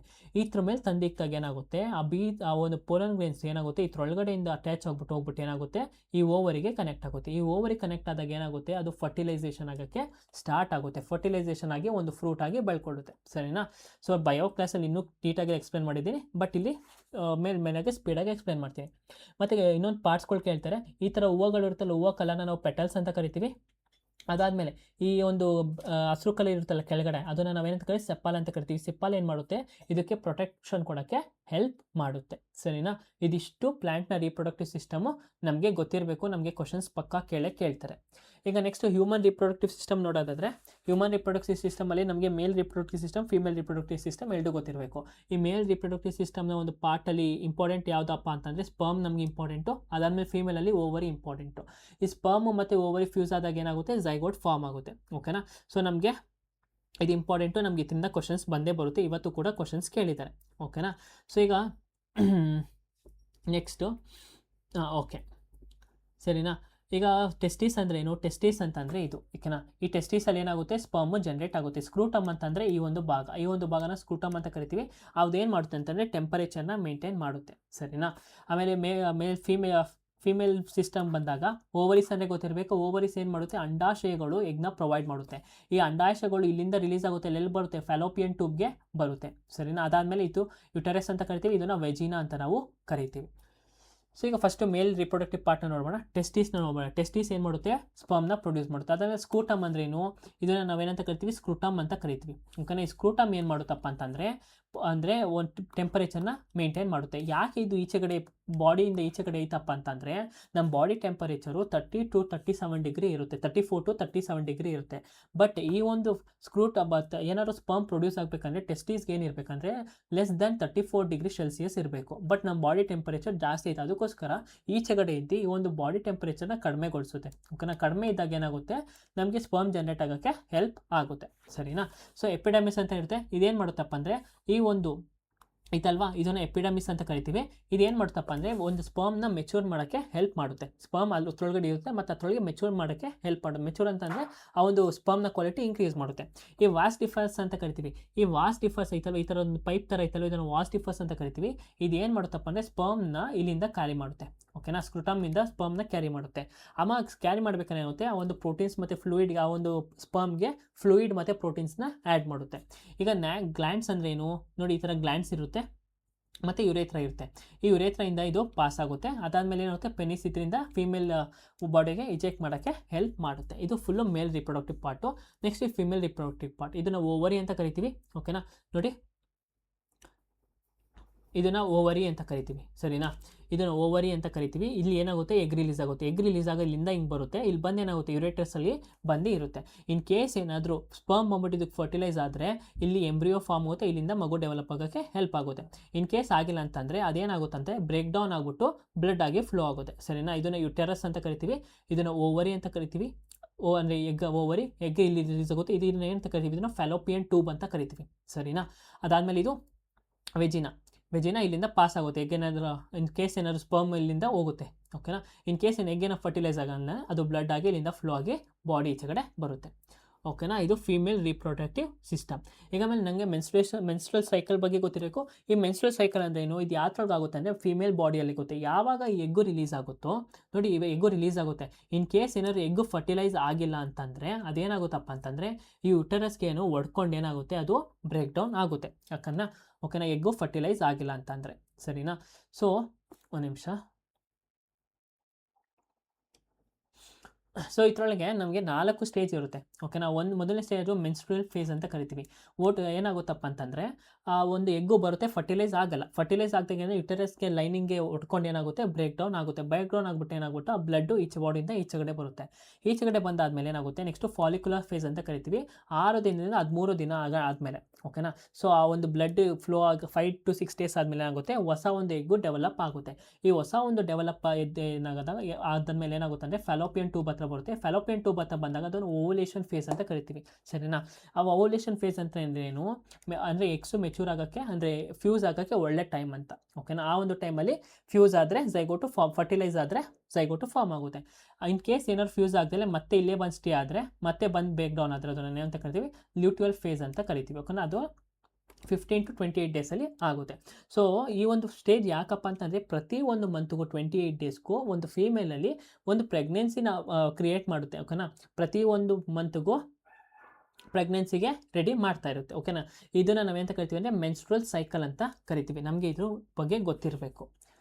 ನೆಕ್ಸ್ಟ್ ಹ್ಯೂಮನ್ ಬ್ರೈನ್ ಬಗ್ಗೆ ಕೇಳಿದರೆ, ಹ್ಯೂಮನ್ ಬ್ರೈನ್ನ ನಾವು 3 ಥರ ಡಿವೈಡ್ ಮಾಡ್ತೀವಿ. ಒಂದು ಫೋರ್ ಬ್ರೈನ್ ಅಂತ ಕರಿತೀವಿ, ಒಂದು ಮಿಡ್ ಬ್ರೈನ್ ಅಂತ ಕರಿತೀವಿ, ಇನ್ನೊಂದು ಹಿಂಡ್ ಬ್ರೈನ್ ಅಂತ ಕರಿತೀವಿ, ಓಕೆನಾ. ಸೊ ನಮಗೆ ಫೋರ್ ಬ್ರೈನ್ ಅಂದ್ರೆ ಏನು, it is largest part of the brain. ಇದರೊಳಗಡೆ ಸೆರೆಬ್ರಮ್ ಇರುತ್ತೆ, ಥ್ಯಾಲಮಸ್ ಇರುತ್ತೆ, ಹೈಪೋಥಾಲಮಸ್ ಇರುತ್ತೆ. ಹೈಪೋಥಾಲಮಸ್ಸು ಥ್ಯಾಲಮಸ್ ಗ್ಲ್ಯಾಂಡ್ಸು ನಮಗೆ ಗೊತ್ತಿರಬೇಕು, ಅದರಿಂದ ಕ್ವಶನ್ಸ್ ಬರುತ್ತೆ. ನೆಕ್ಸ್ಟ್ ಮಿಡ್ ಬ್ರೈನ್ ಅಂದ್ರೆ ಏನು, ಈ ಕಡೆ ಇರುತ್ತೆ, ಮಿಡ್ ಆಗಿರುತ್ತೆ, ಇವೆರಡಕ್ಕೂ ಮಧ್ಯೆ ಇರುತ್ತೆ, ಇವೆರಡರೂ ಮಧ್ಯೆ ಇರುತ್ತೆ, ಸರಿನಾ. ಈಗ ಹಿಂಡ್ ಬ್ರೈನ್ ಅಂದ್ರೆ ಏನು, ಹಿಂಡ್ ಬ್ರೈನ್ ಅಂದರೆ ಈ ಕಡೆ ಇರುತ್ತೆ, ಮೆಡುಲಾ ಆಬ್ಲಾಂಗೇಟಾ, ಪಾನ್ಸು, ಸೆರೆಬೆಲ್ಲಮ್ಮು, ಈ ಥರ ಇದೆಲ್ಲ ಎಲ್ಲಿರುತ್ತೆ, ಹಿಂಡ್ ಬ್ರೈನಲ್ಲಿ ಇರುತ್ತೆ, ಸರಿನಾ. ಈ ಸೆರೆಬೆಲ್ಲಮ್ ಅಂದರೆ ಏನು, ಅದಕ್ಕಿಂತ ಮುಂಚೆ ಇದು ಮಿಡ್ ಬ್ರೈನ್ ಏನು ಮಾಡೋದು ಗೊತ್ತಾ, it is located between the fore brain ಮತ್ತು hind brain. It is serves as the important relay station for the auditory and visual sense. ಈಗ ನಾವು ಮಾತಾಡೋದಾಗಿರ್ಬೋದು ಅಥವಾ ನೋಡೋದಾಗಿರ್ಬೋದು, ಅದಕ್ಕೆಲ್ಲ ಹೆಲ್ಪ್ ಮಾಡೋದು ಯಾವುದಪ್ಪ ಅಂದರೆ ಮಿಡ್ ಬ್ರೈನ್, ಸರಿನಾ. ನಮಗೆ ಕ್ರಿಟಿಕಲ್ ಥಿಂಕಿಂಗ್ ಎಲ್ಲ ಹೆಲ್ಪ್ ಮಾಡೋದು ಯಾವುದು, ಫೋರ್ ಬ್ರೈನ್. ಹಿಂಡ್ ಬ್ರೈನ್ ಏನು ಮಾಡುತ್ತೆ, ನಮ್ಮ ಬಾಡಿಲಿ ಆಟೋಮೆಟಿಕ್ಕಾಗಿ ಎಲ್ಲ ಏನೆಲ್ಲ ಆಗಬೇಕಲ್ಲ, ಉಸಿರಾಡೋದೆಲ್ಲ ಆಟೋಮೆಟಿಕ್ಕಾಗಿ ಆಗಬೇಕು, ನೋಡೋದಾಗಬೇಕು, ಮತ್ತು ನಮ್ಮ ಹಾರ್ಟ್ ಆಟೋಮೆಟಿಕ್ಕಾಗಿ ವರ್ಕ್ ಆಗಬೇಕು, ಅದನ್ನೆಲ್ಲ ನೋಡ್ಕೊಳ್ಳೋದು ಯಾವುದು, ಹಿಂಭಾಗದ ಮೆದುಳು ಅಂತ ಕರಿತೀವಿ. ಸೊ ಈಗ ಸೆರೆಬ್ರಮ್ ಎಲ್ಲಿರುತ್ತೆ, ಹಿಂಡ್ ಬ್ರೈನಲ್ಲಿ ಇರುತ್ತೆ, ಅಂದರೆ ಅದು largest part of the brain ಅಂತ ಕರಿತೀವಿ. ನಾವೇನಾದ್ರು ಥಿಂಕಿಂಗ್ ಮಾಡಿರ್ಬೋದು, ಇಂಟೆಲಿಜೆನ್ಸ್ ಮಾಡಿರ್ಬೋದು, ಅಥವಾ ನಾವು ಫುಲ್ಲು ಕ್ರಿಟಿಕಲಾಗಿ ಥಿಂಕ್ ಮಾಡಿ ಯೋಚನೆ ಮಾಡಿರೋದೆಲ್ಲ ಎಲ್ಲಿಂದ, ಸೆರೆಬ್ರಮ್ ಅಥವಾ ಫೋರ್ ಬ್ರೈನಿಂದ ಕರಿತೀವಿ, ಸರಿನಾ. ನಾವು ವಾಲಂಟಿಯರ್ಗೆ ಯಾರಿಗಾರು ಕಪಾಳು ಕೊಡಿದ್ರೆ, ನಾವು ವಾಲಂಟಿಯರ್ ಕಪಾಳು ಕೊಡ್ತೀವಲ್ಲ, ಅಂಥ ಆ್ಯಕ್ಷನ್ಸ್ಗೆಲ್ಲ ಕಂಟ್ರೋಲ್ ಮಾಡೋದು ಯಾವುದು, ಸೆರೆಬ್ರಮ್, ಸರಿನಾ. ಆಮೇಲೆ ನಮಗೆ ಏನಾದ್ರು ಮುಟ್ಟಿದ್ರೆ ಅಥವಾ ಟಚ್ ಬಿಸಿ ಆದರೆ ಅದೆಲ್ಲ ಸೆನ್ಸರ್ ಆರ್ಗನ್ಸ್ ಆಗುತ್ತೆ, ಆ ಒಂದು ಮೆಸೇಜ್ ನಾವು ಸೆರೆಬ್ರಮಲ್ಲಿ ತಿಳ್ಕೊತೀವಿ. ಈಗ ಸೆರೆಬೆಲ್ಲಮ್ ಎಲ್ಲಿರುತ್ತೆ, ಹಿಂಡ್ ಬ್ರೈನಲ್ಲಿ ಇರುತ್ತೆ ಅಂತ ನಾನು ಹೇಳಿದೆ. ನಮ್ಮ ಬಾಡಿಲಿ ಎಲ್ಲ ಥರದ ಒಂದು ಬ್ಯಾಲೆನ್ಸ್ ಮೇಂಟೈನ್ ಮಾಡೋದು ಯಾವುದು, ಸೆರೆಬೆಲ್ಲಮ್ ಅಂತ ಕರಿತೀವಿ. ನಮ್ಮ ಮಸಲ್ ಮೂಮೆಂಟ್ ಆಗಿರ್ಬೋದು ಎಲ್ಲ, ಮತ್ತು ನಮ್ಮ ಹಾರ್ಟ್ ಬೀಟ್ ಮೇಂಟೈನ್ ಮಾಡಿರೋದು, ಅದೆಲ್ಲ ನಮ್ಮ ಕಂಟ್ರೋಲ್ ಮಾಡೋದು ಯಾವುದಪ್ಪ ಅಂತಂದರೆ ಸೆರೆಬೆಲ್ಲಮ್, ಓಕೆನಾ. ಹಿಂಡ್ ಬ್ರೈನ್ ಇರುತ್ತೆ. ಈಗ ಮೆಡುಲಾ ಆಬ್ಲಾಂಗೇಟಾ ಅಂದರೆ ಏನು, ಈ ಥರ ಈ ಸ್ಟೆಮ್ ಇರುತ್ತಲ್ವ, ಈ ಸ್ಟೆಮ್ಮು ಕನೆಕ್ಟ್ ಆಗಿರುತ್ತೆ. ಈ ಮೆಡುಲಾ ಆಬ್ಲಾಂಗೇಟಾ ಏನು ಮಾಡುತ್ತಪ್ಪ ಅಂದರೆ ಸ್ಪೈನಲ್ ಕಾರ್ಡ್ಗೆ ಕನೆಕ್ಟ್ ಆಗಿರುತ್ತೆ. ಇನ್ವಾಲಂಟರಿ ಆ್ಯಕ್ಟಿವಿಟೀಸ್ನ ಇದು ಫಾರ್ಮ್ ಮಾಡುತ್ತೆ, ಕಂಟ್ರೋಲ್ ಮಾಡುತ್ತೆ. ಇನ್ವಾಲಂಟರಿ ಆ್ಯಕ್ಟಿವಿಟೀಸ್ ಅಂದರೆ ಏನು, ನಾನು ಹೇಳಿದೆ, ಉಸಿರಾಡೋದಾಗಿರ್ಬೋದು ಅಥವಾ ಬೀಟ್ ಮಾಡೋದು, ಮತ್ತು ನಮ್ಮ ಹಾರ್ಟ್ ಅರ್ಧಕ್ಕದೆ ಹೊಡ್ಕೊಳ್ಳೋದಾಗಿರ್ಬೋದು, ಇದೆಲ್ಲ ಕಂಟ್ರೋಲ್ ಮಾಡೋದು ಯಾವುದು, ಮೆಡುಲಾ ಆಬ್ಲಾಂಗೇಟಾ ಅಂತ ನಾವು ಕರಿತೀವಿ. ಈಗ ಫೋರ್ ಬ್ರೈನ್ ಬಗ್ಗೆ ನಮ್ಗೆ ಜಾಸ್ತಿ ಕೇಳೋದು ಫೋರ್ ಬ್ರೈನ್ ಬಗ್ಗೆನೇ. ಸೊ ಅದೊಂದು largest part of the brain ಅಂತ ಕರಿತೀವಿ. ಮತ್ತು ಸೆರೆಬ್ರಮ್ ಇರುತ್ತೆ, ಹೈಪೋಥಲಮಸ್ಸು ಥಾಲಮಸ್ ಗ್ಲ್ಯಾಂಡ್ ಎಲ್ಲ ನಮಗೆ ಇದ್ರೊಳಗೆ ಫೌಂಡ್ ಆಗುತ್ತೆ. ಸರಿನಾ? ಆ ಗ್ಲ್ಯಾಂಡ್ಸ್ಗಳ ಬಗ್ಗೆ ಬಂದಾಗ ನಮಗೆ ಬ್ರೈನಲ್ಲಿರುವಂಥ ಗ್ಲ್ಯಾಂಡು ನಮಗೆ ಗೊತ್ತಿರಬೇಕು, ಪಿಟ್ಯೂಟರಿ ಗ್ಲ್ಯಾಂಡ್ ಅಂತ ಕರಿತೀವಿ. ಸರಿ, ಪಿಟ್ಯೂಟರಿ ಗ್ಲ್ಯಾಂಡ್ ಅಂತ ಕರಿತೀವಿ. ಥೈಮಸ್ ಗ್ಲ್ಯಾಂಡ್ ಎಲ್ಲಿರುತ್ತೆ? ಚೆಸ್ಟ್ ಹತ್ರ ಇರುತ್ತೆ. ಸೊ ಎಲ್ಲ ಥರದ ಒಂದು ಥಿಂಕಿಂಗ್ ಮೆಮೊರಿನ ಇದು ಸ್ಟೋರ್ ಮಾಡುತ್ತೆ. ಕಂಟ್ರೋಲ್ ವಾಲಂಟರಿ ಮೆಷರ್ಸ್ ಮತ್ತು receive information from the sense organs. ನೋಡಿ, ಈ ಥರ ಒಂದು ಪಾರ್ಟ್ನ ನಾವೆಂತ ಕರಿತೀವಿ? ಇದನ್ನು ಫೋರ್ ಬ್ರೈನ್ ಅಂತ ನಾವು ಕರಿತೀವಿ. ಈಗ ಮಿಡ್ ಬ್ರೈನ್ ಅಂತ ಅಂದರೆ ಈ ಕಡೆ ಬರುತ್ತೆ ಮಿಡ್ ಬ್ರೈನ್, ಇದಲ್ಲ. ಸೊ ಇದೇನು ಮಾಡುತ್ತೆ? ರಿಲೇಸ್ ಮೆಸೇಜ್ ಮತ್ತು ಆಡಿಟರಿ ವಿಜುವಲೈಸ್ ಎಲ್ಲ ಹೆಲ್ಪ್ ಮಾಡುತ್ತೆ ಅಂತ ನಾನು ಹೇಳಿದೆ. ಮತ್ತು ನಮ್ಮ ಐ ಮೂಮೆಂಟ್ನ ಕಂಟ್ರೋಲ್ ಮಾಡೋದು ಯಾವುದಪ್ಪ? ನಾವು ಈ ಕಡೆ ನೋಡೋದು, ಆ ಕಡೆ ನೋಡೋದು, ಮಲ್ಕೊಂಡಾಗ ಕಣ್ಣು ಮುಚ್ಕೊಳ್ಳೋದು, ಇದೆಲ್ಲ ಕಂಟ್ರೋಲ್ ಮಾಡೋದು ಯಾವುದಪ್ಪ ಅಂತಂದರೆ ಮಿಡ್ ಬ್ರೈನ್ ಕಂಟ್ರೋಲ್ ಮಾಡುತ್ತೆ. ಈಗ ನೆಕ್ಸ್ಟ್ ಹಿಂಭಾಗದ ಮೇಲೂ ಮೆಡುಲಾ ಆಬ್ಲಾಂಗೇಟಾ, ಪಾನ್ಸು, ಇದೆಲ್ಲ ಅಲ್ಲಿ ಕಂಟ್ರೋಲ್ ಆಗುತ್ತೆ. ಪಾನ್ಸ್ ಅಂತಂದರೆ ಏನಿಲ್ಲ, ನಮ್ಮ ಎಲ್ಲ ಒಂದು ಆ್ಯಕ್ಟಿವಿಟೀಸ್ನ ಕಂಟ್ರೋಲ್ ಮಾಡ್ತಾ ಇರುತ್ತೆ ಪಾನ್ಸ್. ಓಕೆನಾ? ಇದನ್ನು ಇಲ್ಲಿ ಕನೆಕ್ಟ್ ಆಗಿರುತ್ತೆ, ಒಂದು ಬ್ರಿಡ್ಜ್ ಆಗಿ ಇದು ಆ್ಯಕ್ಟ್ ಮಾಡ್ತಾ ಇರುತ್ತೆ. ಸೊ ಎಲ್ಲಿ ನಮಗೆ ಬೇಸಿಕ್ ಕ್ವಶನ್ಸ್ ಕೇಳ್ತಾರೆ, ಪಾನ್ಸ್ ಎಲ್ಲಿರುತ್ತೆ, ಸೆರೆಬೆಲ್ಲಮ್ ಎಲ್ಲಿರುತ್ತೆ, ಮೆಡುಲಾ ಆಬ್ಲಾಂಗೇಟಾ ಎಲ್ಲಿರುತ್ತೆ, ಯಾವ ಪಾರ್ಟ್ ಆಫ್ ಬ್ರೈನಲ್ಲಿರುತ್ತೆ, ಹಿಂಡ್ ಬ್ರೈನಲ್ಲಿ ಇರುತ್ತೆ ಅಂತ ನಮಗೆ ಗೊತ್ತಿರಬೇಕು. ಓಕೆನಾ? ಸೊ ನಮಗೆ ಫೋರ್ ಬ್ರೈನ್ ಬಗ್ಗೆ ಜಾಸ್ತಿ ಕೇಳ್ತಾರೆ. ಥ್ಯಾಲಮಸ್, ಹೈಪೋಥ್ಯಾಲಮಸ್. ನೋಡಿ, ಥ್ಯಾಲಮಸ್ಸು ಹೈಪೋಥ್ಯಾಲಮಸ್ಗೆ ಏನಪ್ಪ ಅಂತಂದರೆ ರಿಲೇ ಆಫ್ ಸೆನ್ಸರಿ ಮೆಸೇಜಸ್. ಓಕೆನಾ? ಥ್ಯಾಲಮಸ್ ಏನು ಸಂವೇದನಶೀಲಗಳ ಪ್ರಸಾರಗಳನ್ನು ಹೊಂದಿರುತ್ತೆ. ಬಟ್ ಹೈಪೋಥ್ಯಾಲಮಸ್ ಏನು ನಮಗೆ ಹೊಟ್ಟೆ ಹಸಿ ಆಗಿರ್ಬೋದು, ಅಥವಾ ನಮಗೆ ಹೊಟ್ಟೆ ತುಂಬೈತೆ ಅಂತ ಆಗಿರ್ಬೋದು, ಮಲ್ಕೊಳ್ಳೋದಾಗಿರ್ಬೋದು, ಅಥವಾ ನಮ್ಮ ಸ್ಲೀಪ್ ಹಾರ್ಮೋನ್ಸು ಇವನ್ನೆಲ್ಲ ಕೊಡೋದು ಯಾವುದಪ್ಪ ಅಂದರೆ ಹೈಪೋಥ್ಯಾಲಮಸ್ ನಮಗೆ ಹೆಲ್ಪ್ ಮಾಡುತ್ತೆ. ಈಗ ಸೆರೆಬೆಲ್ಲಮ್ ಥಿಂಕಿಂಗಿಗೆ ಹೆಲ್ಪ್ ಮಾಡುತ್ತೆ. ಥ್ಯಾಲಮಸ್ಗೆ ಏನು ಮಾಡುತ್ತೆ? Relay off sensory messages. ಓಕೆನಾ? ಸಂವೇದನ ಸೆನ್ಸರ್ಗೆ ಮೆಸೇಜ್ಗೋಸ್ಕರ ಕೊಡೋದು ಯಾವುದಪ್ಪ ಅಂದರೆ ಥ್ಯಾಲಮಸ್ ಅಂತ ಕರಿತೀವಿ. ಹೈಪೋಥ್ಯಾಲಮಸ್ ಅಂದರೆ ಟೆಂಪರೇಚರು, ಹಂಗರ್, ಸ್ಲೀಪು ಇದನ್ನೆಲ್ಲ ಕೂಡ ನಮಗೆ ಇನ್ಫಾರ್ಮೇಷನ್ಸ್ನ ಕೊಡುತ್ತೆ. ಅಂದರೆ ನಾವು ಇನ್ಫಾರ್ಮೇಷನ್ ಹೋಗಿ ಅದೆಲ್ಲ ಹೋಗಿ ಅಲ್ಲಿ ಸ್ಟೋರ್ ಆಗಿ ಅದಕ್ಕೆ ರಿಪ್ಲೇಸ್ ಕೊಡುತ್ತೆ. ಸರಿನಾ? ಅದು ಬಿಟ್ಟರೆ ಇನ್ನೇನಿಲ್ಲ. ಮತ್ತು ನಮಗೆ ಹೊಡೆದಾಗ ನೋವಾಗಿರ್ಬೋದಾಗಿರ್ಬೋದು, ಅಥವಾ ಯಾರೋ ಟಚ್ ಮಾಡೋದಾಗಿರ್ಬೋದು, ಅಥವಾ ಶಕೆ ಅಂತ ಫೀಲ್ ಆಗ್ತೈತಲ್ವ, ಇದನ್ನೆಲ್ಲ ಎಲ್ಲಿ ಫೀಲ್ ಆಗುತ್ತಪ್ಪ ಅಂತಂದರೆ ನಮಗೆ ಥ್ಯಾಲಮಸಲ್ಲಿ ಫೀಲ್ ಆಗುತ್ತೆ. ಎಲ್ಲಿ? ಥ್ಯಾಲಮಸಲ್ಲಿ. ಅದೇ ಅಲ್ವಾ ಸೆನ್ಸರಿ ಆರ್ಗನ್ಸ್ಗಳು ಸೆನ್ಸಿಟಿವ್ ಆಗಿ ಏನಾದ್ರು ನಮಗೆ ಫೀಲ್ ಆಗ್ತಾಯಿದ್ರೆ ಅದೆಲ್ಲ ಅಲ್ಲಿ ಆಗ್ತಿರುತ್ತೆ. ಆಮೇಲೆ ಪಿಟ್ಯೂಟರಿ ಗ್ಲ್ಯಾಂಡ್ ಎಲ್ಲಿರುತ್ತೆ? ಹೈಪೋಥ್ಯಾಲಮಸಲ್ಲಿ ಇರುತ್ತೆ. ಅಷ್ಟೇ. ಇನ್ನು ಇಂಪಾರ್ಟೆಂಟ್ ಅಲ್ಲೇ ಹೇಳಿದ್ದೀನಿ. ಮತ್ತು ಕಿಡ್ನಿ ಬಗ್ಗೆ ನಮಗೆ ಕೇಳಿದ್ರು. ಈ ಕಿಡ್ನಿಯನ್ನು ನಾವು ಏನಂತ ಕರಿತೀವಿ? ಎಕ್ಸ್ಕ್ರೀಟರಿ ಸಿಸ್ಟಮ್ ಅಂತ ಕರಿತೀವಿ. ಈ ಎಕ್ಸ್ಕ್ರೀಟರಿ ಸಿಸ್ಟಮ್ ಏನು ಮಾಡುತ್ತಪ್ಪ ಅಂತಂದರೆ ನಮ್ಮ ಬಾಡಿಲಿರೋಂಥ ಒಂದು ವೇಸ್ಟ್ನ ಏನು ಮಾಡುತ್ತೆ? ಹೊರಗಡೆ ಹಾಕೋಕ್ಕೆ ಇದು ಹೆಲ್ಪ್ ಮಾಡುತ್ತೆ. ಓಕೆನಾ? ಅದನ್ನು ಎಕ್ಸ್ಕ್ರೀಟರಿ ಸಿಸ್ಟಮ್ ಅಂತ ಕರಿತೀವಿ. ಫಸ್ಟು ನೋಡಿ, ಎಕ್ಸ್ಕ್ರೀಟರಿ ಸಿಸ್ಟಮಲ್ಲಿ ನಾನೆಲ್ಲ ಎಕ್ಸ್ಪ್ಲೇನ್ ಮಾಡ್ಬಿಡ್ತೀನಿ ಸ್ಟಾರ್ಟಿಂಗಿಂದ. ನಾನು ನೋಟ್ಸ್ನ ನಿಮ್ಗೆ ಕೊಟ್ಟಿರ್ತೀನಿ, ಆಮೇಲೆ ಓದ್ಕೊಳ್ಳಿ. ನೋಡಿ, ಈಗ ಬ್ಲಡ್ಡಿಂಗ್ ಬರುತ್ತೆ. ಈ ಬ್ಲಡ್ಡಿಂಗ್ ಬಂದಾಗ ಏನಾಗುತ್ತೆ? ಕಿಡ್ನಿಗೆ ಹೋಗುತ್ತೆ. ಕಿಡ್ನಿಯಲ್ಲಿ ಹೋದಾಗ ಏನಾಗುತ್ತಪ್ಪ ಅಂತಂದರೆ ವೇಸ್ಟ್ ಪ್ರಾಡಕ್ಟ್ಸ್ ಏನೈತೆ ಅದನ್ನು ಸಪ್ರೇಟ್ ಮಾಡುತ್ತೆ. ಸರಿನಾ? ಇನ್ನು ಮಿಕ್ಕಿದ ಪ್ರಾಡಕ್ಟ್ಸ್ ಏನೈತೆ ಮತ್ತೆ ವಾಪಸ್ ಕಳಿಸುತ್ತೆ, ಪ್ಯೂರ್ ಬ್ಲಡ್ನ ವಾಪಸ್ ಕಳಿಸುತ್ತೆ. ಒಂಥರ ಫಿಲ್ಟ್ರೇಷನ್ ಥರ ಇದು ಹೆಲ್ಪ್ ಮಾಡುತ್ತೆ. ಸರಿನಾ? ಈ ವೇಸ್ಟ್ ಬ್ಲಡ್ ಏನಿದೆ, ವೇಸ್ಟ್ ಪ್ರಾಡಕ್ಟ್ ಇದ್ದಾಗ ಏನಾಗುತ್ತೆ? ಈ ಥರ ಇದು ಯುರೇಟ್ರಾ ಅಂತ ಕರಿತೀವಿ. ಯುರೇಟ್ರಾಗೆ ಏನಾಗುತ್ತೆ? ಸೆಂಡ್ ಮಾಡುತ್ತೆ. ಇಲ್ಲಿ ಮತ್ತು ಇಲ್ಲಿಗೆ ಸೆಂಡ್ ಮಾಡುತ್ತೆ. ಅದಾದಮೇಲೆ ಏನಾಗುತ್ತೆ? ಯೂರಿನ ಪ್ರೊಡ್ಯೂಸ್ ಮಾಡುತ್ತೆ. ಓಕೆನಾ? ವೇಸ್ಟ್ ಫ್ಲೂಯಿಡ್ ಏನಂತ ಯೂರಿನ್ ಅಂತ ಕರಿತೀವಿ. ಆ ಯೂರಿನ್ ಏನು ಮಾಡುತ್ತೆ? ಯೂರಿನರಿ ಬ್ಲಾಡಲ್ಲಿ ಸ್ಟೋರ್ ಮಾಡುತ್ತೆ. ಯೂರಿನರಿ ಬ್ಲಾಡಲ್ಲಿ ಸ್ಟೋರ್ ಆದಮೇಲೆ ಯುರೇಟ್ರಾಯಿಂದ ಏನಾಗುತ್ತೆ? ಇದು ಈಚೆ ಕಡೆಗೆ ಪಾಸ್ ಮಾಡುತ್ತೆ. ಸೊ ಇದಿಷ್ಟು ಪ್ರೊಸೆಸ್ ಏನಪ್ಪ ಅಂತಂದರೆ ಎಕ್ಸ್ಕ್ರೀಟರಿ ಸಿಸ್ಟಮ್ ಅಂತ ಕರಿತೀವಿ. ಕಿಡ್ನಿ ಬಗ್ಗೆ ನಮಗೆ ಗೊತ್ತಿರಬೇಕು. ಓಕೆನಾ? ಸೊ ಫಿಲ್ಟ್ರೇಷನ್ ಅಂತ ಯಾವ್ದು ವರ್ಕ್ ಮಾಡುತ್ತೆ ಅಂತಂದರೆ ಕಿಡ್ನಿ ಅಂತ ಕರಿತೀವಿ. ಆಮೇಲೆ ಏನು ಮಾಡುತ್ತೆ? ಇದು ಯೂರಿನ್ ಟ್ರಾನ್ಸಿಸ್ನ ಮಾಡುತ್ತೆ. ಸೊ ಈಗ ಕಿಡ್ನಿ ಅಂತ ಬಂದಾಗ ನಮ್ಗೆ ಇನ್ನೊಂದು ಇಂಪಾರ್ಟೆಂಟ್ ಗೊತ್ತಿರಬೇಕು, ನೆಫ್ರಾನ್ ಬಗ್ಗೆ ಗೊತ್ತಿರಬೇಕು. ನೆಫ್ರಾನ್ ಅಂತ ಏನಪ್ಪ ಅಂತಂದರೆ it is a functional unit of kidney ಅಂತ ಕರಿತೀವಿ. ಈ ನೆಫ್ರಾನ್ ಏನು ಮಾಡುತ್ತೆ ಅಂತ ನೋಡಿ, ಈ ಥರ ಡಯಾಗ್ರಾಮ್ ನಾವು ಟೆಕ್ಸ್ಟ್ ಬುಕ್ಕಲ್ಲಿ ನೋಡಿರ್ತೀರ. ಈ ನೆಫ್ರಾನ್ ಏನು ಮಾಡುತ್ತೆ ಅಂತಂದರೆ ನಮ್ಮ ಬ್ಲಡ್ನ ಏನು ಮಾಡುತ್ತೆ? ಫಿಲ್ಟರ್ ಮಾಡುತ್ತೆ. ಅಂದರೆ ಒಳ್ಳೆ ಬ್ಲಡ್ನ ಏನು ಮಾಡುತ್ತೆ? ಹಾರ್ಟಿಗೆ ಮತ್ತೆ ಕಳಿಸುತ್ತೆ. ಕೆಟ್ಟ ಬ್ಲಡ್ನ ಏನು ಮಾಡುತ್ತೆ? ಯೂರಿನ್ ಆಗಿ ಕನ್ವರ್ಟ್ ಮಾಡುತ್ತೆ. ಸೊ ಈ ಒಂದು ಪ್ರಾಸೆಸ್ ನಾವು ಏನಂತ ಕರಿತೀವಿ ಅಂದರೆ ಅಲ್ಟ್ರಾ ಫಿಲ್ಟ್ರೇಷನ್ ಅಂತ ಕರಿತೀವಿ. ಸೊ ಓಕೆನಾ? ಬ್ಲಡ್ ಏನಾಗುತ್ತೆ? ನೆಫ್ರಾನಲ್ಲಿ ಫಿಲ್ಟರ್ ಆಗುತ್ತೆ. ಇದನ್ನು ನಾವು ಅಲ್ಟ್ರಾ ಫಿಲ್ಟ್ರೇಷನ್ ಅಂತ ಕೇಳ್ತೀವಿ. ಈ ಅಲ್ಟ್ರಾ ಫಿಲ್ಟ್ರೇಷನ್ ಪ್ರಾಸೆಸ್ನ ನಮ್ಗೆ ಇವತ್ತು ಎಕ್ಸಾಮಲ್ಲಿ ಕೇಳಿತ್ತು. ಸರಿನಾ? ಸೊ ಸೆಲೆಕ್ಟಿವ್ ಅಬ್ಸಾರ್ಪ್ಷನ್ ಮಾಡುತ್ತೆ. ಅಂದರೆ ವಾಟರ್ನ ಮತ್ತು ಯಾವ್ದು ಬೇಕು ಅದನ್ನು ಮಾತ್ರ ಅಬ್ಸರ್ವ್ ಮಾಡಿದ್ರೆ ಮಿಕ್ಕಿದೆಲ್ಲ ವೇಸ್ಟ್ ಆಗಿ ಕಳಿಸುತ್ತೆ. ಸರಿನಾ? ಸೊ ಇದಿಷ್ಟು ಏನೇನು ಟಾಪಿಕ್ ಡಿಸ್ಕಸ್ ಮಾಡಿದೆ ಅದೆಲ್ಲ ನಮಗೆ ಇವತ್ತು ಕೇಳಿದಂಥ ಒಂದು ಪ್ರಶ್ನೆಗಳು. ಓಕೆನಾ? ಸೊ ಇನ್ನಷ್ಟು ಟಾಪಿಕ್ಗಳು ನಮಗೆ ಕೇಳ್ತಾರೆ. ಅದಕ್ಕೂ ಮುಂಚೆ ನಾನು ನಿಮಗೆ ಏನು ಮಾಡ್ತೀನಪ್ಪ ಅಂತಂದರೆ ಇವತ್ತು ಜಿ ಕೆ ಜಿ ಎಸ್ಸು ನಿಮಗೆ ಏನೇನು ಪ್ರಶ್ನೆ ಕೇಳಿದ್ರೋ ಅದ್ರ ಬಗ್ಗೆ ನಾನು ನಿಮಗೆ ಹೇಳ್ತೀನಿ. ಓಕೆನಾ? ಸ್ವಲ್ಪ ನಾನು ನಿಮಗೆ ಕಳಿಸ್ತೀನಿ, ನೀವು ಟಾಪಿಕ್ಸ್ನ ಕಳಿಸ್ತೀನಿ. ಟಾಪಿಕ್ ಏನು ಹೇಳ್ತೀನಿ ಅದ್ರ ಬಗ್ಗೆ ಓದ್ಕೊಳ್ಳಿ. ಫಸ್ಟು ನಮಗೆ ತಮಿಳ್ನಾಡು ಬಗ್ಗೆ ಕೇಳಿದರು. ತಮಿಳ್ನಾಡು ವಿಜಯ್ ಗೆದ್ದರು. ಅವರು ಯಾವ ಒಂದು ಪಾರ್ಟಿ ಅಂತ ಗೊತ್ತಿದ್ರು. ಓಕೆನಾ? ತಮಿಳಿಗ ಅಂತ ಕರಿತೀವಿ. ತಮಿಳಗ ವೆಟ್ಟಿರಿ ಖಾಜಗಮ್ ಅಂತ ಕರಿತೀವಿ. ಓಕೆನಾ? ಅವ್ರ ಬಗ್ಗೆ ಕೇಳಿದರು. ಅದಾದಮೇಲೆ ನಮಗೆ ಲೌರೇಸ್ ಅವಾರ್ಡ್ ಕೇಳಿದರು. ಲೌರಿಯಸ್ ಅವಾರ್ಡ್ ಬಗ್ಗೆ ಕೇಳಿದ್ರು. ಲೌರಿಯಸ್ ಸ್ಪೋರ್ಟ್ಸ್ ವರ್ಲ್ಡ್ ಸ್ಪೋರ್ಟ್ಸ್ ಬಗ್ಗೆ ಕೇಳಿದರು. ಇದರೊಳಗೆ ವಿನ್ನರ್ ಯಾರು ಆಗಿರಪ್ಪ ಅಂತ ಕೇಳ್ತೀರಿ. ಅವರೊಬ್ಬರು ಬ್ಯಾಡ್ಮಿಂಟನ್ ಪ್ಲೇಯರು ಕಾರ್ಲೋಸ್ ಅಲ್ಕರಾಜ್ ಅಂತ ಕರಿತೀವಿ. ಒಂದು ನಿಮಿಷ, ಕಾರ್ಲೋಸ್ ಅಲ್ಕರಾಜ್ ಅಂತ ಕರಿತೀವಿ. ಓಕೆನಾ, ಕಾರ್ಲೋಸ್ ಅಲ್ಕರಾಜ್ ಅಂತ ಕರಿತೀವಿ. ಅದಾದಮೇಲೆ ನೆಕ್ಸ್ಟ್ ಏನು ಕೇಳ್ಬೋದಪ್ಪ ಅಂತಂದರೆ, next sports women of the award ಯಾರು ಅಂತ ಕೇಳ್ಬೋದು. ಆರ್ಯಾ ಸಬಲ್ಕನ ಅಂತ ಕರಿತೀವಿ. ಆರ್ಯಾನ ಸಬಲ್ಕನ ಏನಾದ್ರು ನೆನ್ಪಿಟ್ಕೊಳ್ಳಿ, ಒಟ್ಟಿನಲ್ಲಿ ಆನ್ಸರ್ನ ನೆನ್ಪಿಟ್ಕೊಳ್ಳಿ. So breakthrough of the year ಅಂತ ಏನು ಕೇಳಲ್ಲ. ಸೊ ಜಸ್ಟ್ ನಮ್ಗೆ ಇಷ್ಟು ಗೊತ್ತಿರಬೇಕು, sportsman of the year ಯಾರು ಅಂತ, ಆಯಿತಾ. ಅದಾದಮೇಲೆ ನಮಗೆ RBIನಿಂದ ಮಾನಿಟರಿ ಪಾಲಿಸಿ ಬಗ್ಗೆ ಕೇಳಿದರು. ಮಾನಿಟರಿ ಪಾಲಿಸಿ ಯಾವಾಗ ಸ್ಥಾಪನೆ ಆಗಿರೋ 2016 ಉರ್ಜಿತ್ ಪಟೇಲ್ ಕಮಿಟಿ ಅಂತ ಕರಿತೀವಿ. ರೆಪೋ ರೇಟ್ ಅಂದ್ರೇನು, ರಿವರ್ಸ್ ರೆಪೋ ರೇಟ್ ಅಂದ್ರೇನು. ರೆಪೋ ರೇಟ್ ಅಂತಂದರೆ ಬ್ಯಾಂಕ್ಗಳು RBI ಹತ್ರ ಲೋನ್ ತೊಗೊಂಡ್ರೆ ರೆಪೋ ರೇಟ್ ಅಂತ ಕರಿತೀವಿ. ಇನ್ ಕೇಸ್ ಏನಾದ್ರು RBI ಹೋಗ್ಬಿಟ್ಟು ಬ್ಯಾಂಕ್ ಹತ್ರ ಲೋನ್ ತೊಗೊಂಡ್ರೆ ರಿವರ್ಸ್ ರೆಪೋ ರೇಟ್ ಅಂತ ಕರಿತೀವಿ. ಇವತ್ತು ನಮ್ಗೆ ಏನು ಕೇಳಿದ್ರು ಅಂತಂದರೆ, ನಮಗೆ ಎಷ್ಟು ಪರ್ಸೆಂಟ್ ಅಂತ ಕೇಳೋರು. ರೆಪೋ ರೇಟು 2.5% ಐತೆ, ರಿವರ್ಸ್ ರೆಪೋ ರೇಟು 3.35% ಐತೆ. ಓಕೆನಾ, ಸೊ ಅದ್ರ ಬಗ್ಗೆ ಕೇಳಿದರು. ಅದಾದಮೇಲೆ ನಮಗೆ ಇಸ್ರೋದ ಹೆವಿಯೆಸ್ಟ್ ಸ್ಯಾಟಲೈಟ್ ಕಮ್ಯುನಿಕೇಷನ್ ಸ್ಯಾಟಲೈಟ್ ಯಾವುದು ಅಂತ ಕೇಳಿದರು. CMS-03 ಅಂತ ಕರಿತೀವಿ. CMS-03 ಅಂತ ಕರಿತೀವಿ. ಅದು ಯಾವೊಂದು ರಾಕೆಟ್ ಲಾಂಚ್ ಮುಖಾಂತರ ಮಾಡಿದಂತಂದರೆ LVM Mark 3 ಅಂತ ಕರಿತೀವಿ. LVM Mark 3 ಅಂತ ಇಸ್ರೋ ಬಗ್ಗೆ ಕೇಳಿದರು.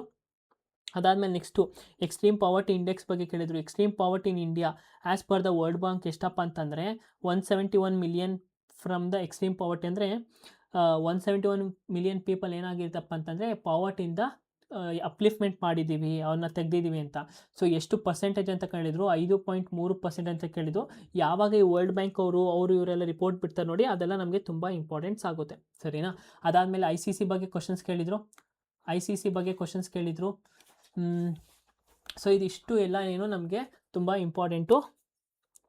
GK/GSಗೆ ನಾನು ಅಂದರೆ ಕರೆಂಟ್ ಅಫೇರ್ಸ್ಗೆ ನಾನೊಂದು PDF ಕಳಿಸಿ ನಾನು ತಂದ್ಕೊಂಡಿದ್ದೀನಿ. ಒಂದು ಇಂಡೋಲೋಗಸ್ ಅಂತ ಯಾವುದೋ ಒಂದು ಆ್ಯಪ್ ಇದಿದೆ, ಯಾವುದೋ ಒಂದು ನಾರ್ತ್ ಇಂಡಿಯಾದಲ್ಲಿ ಪ್ರಿಪೇರ್ ಮಾಡೋಂಥದ್ದು ಕರೆಂಟ್ ಅಫೇರ್ಸು. ಈ ಸರಿ ನಾವೇ ಪ್ರಿಪೇರ್ ಮಾಡಬೇಕು ಅಂತ ಅಂದ್ಕೊಂಡು, ಬಟ್ ಟೈಮ್ ಶಾರ್ಟೇಜ್ ಇದರಿಂದ ಆಗಲಿಲ್ಲ. ಬಟ್ ನೆಕ್ಸ್ಟ್ ಸರಿ ನಾವೇ ಪ್ರಿಪೇರ್ ಮಾಡಿ ಹಾಕ್ತೀವಿ. ಸೊ ನಿಮಗೆ ಹೆಲ್ಪ್ ಆಗುತ್ತೆ, ನಾನು ಅದನ್ನು ಕಳಿಸ್ಕೊಡ್ತೀನಿ. ಓಕೆನಾ, ಸೊ ಇಲ್ಲಿಗೆ ಸಾಕು. ನೆಕ್ಸ್ಟ್ ಕ್ಲಾಸ್ ಅಂದರೆ ನೆಕ್ಸ್ಟ್ ಏನು ಡಿಸ್ಕಷನ್ ಇದ್ರೋ ಅದನ್ನು ನಾವು ನೆಕ್ಸ್ಟ್ ವೀಡಿಯೋದಲ್ಲಿ ನೋಡೋಣ. ನೆಕ್ಸ್ಟ್ ಡೇಯಲ್ಲಿ ಏನು ಮಾಡಿದ್ದಾರೆ, ಏನೇನು ಕ್ವಶನ್ಸ್ ಕೇಳಿದ್ರು ಅಂತ. So thank you everyone. ಇನ್ನೂ ಯಾರು ನಮ್ಮ ಚಾನಲ್ಗೆ ಸಬ್ಸ್ಕ್ರೈಬ್ ಆಗಿಲ್ಲ, ದಯವಿಟ್ಟು ಸಬ್ಸ್ಕ್ರೈಬ್ ಆಗಿ. ಮತ್ತು ಆ ಕರೆಂಟ್ ಅಫೇರ್ಸ್ PDF ಹಾಕೊಡ್ತೀನಿ, ಜಾಸ್ತಿ ಸರಿ ರಿವಿಷನ್ ಮಾಡಿ.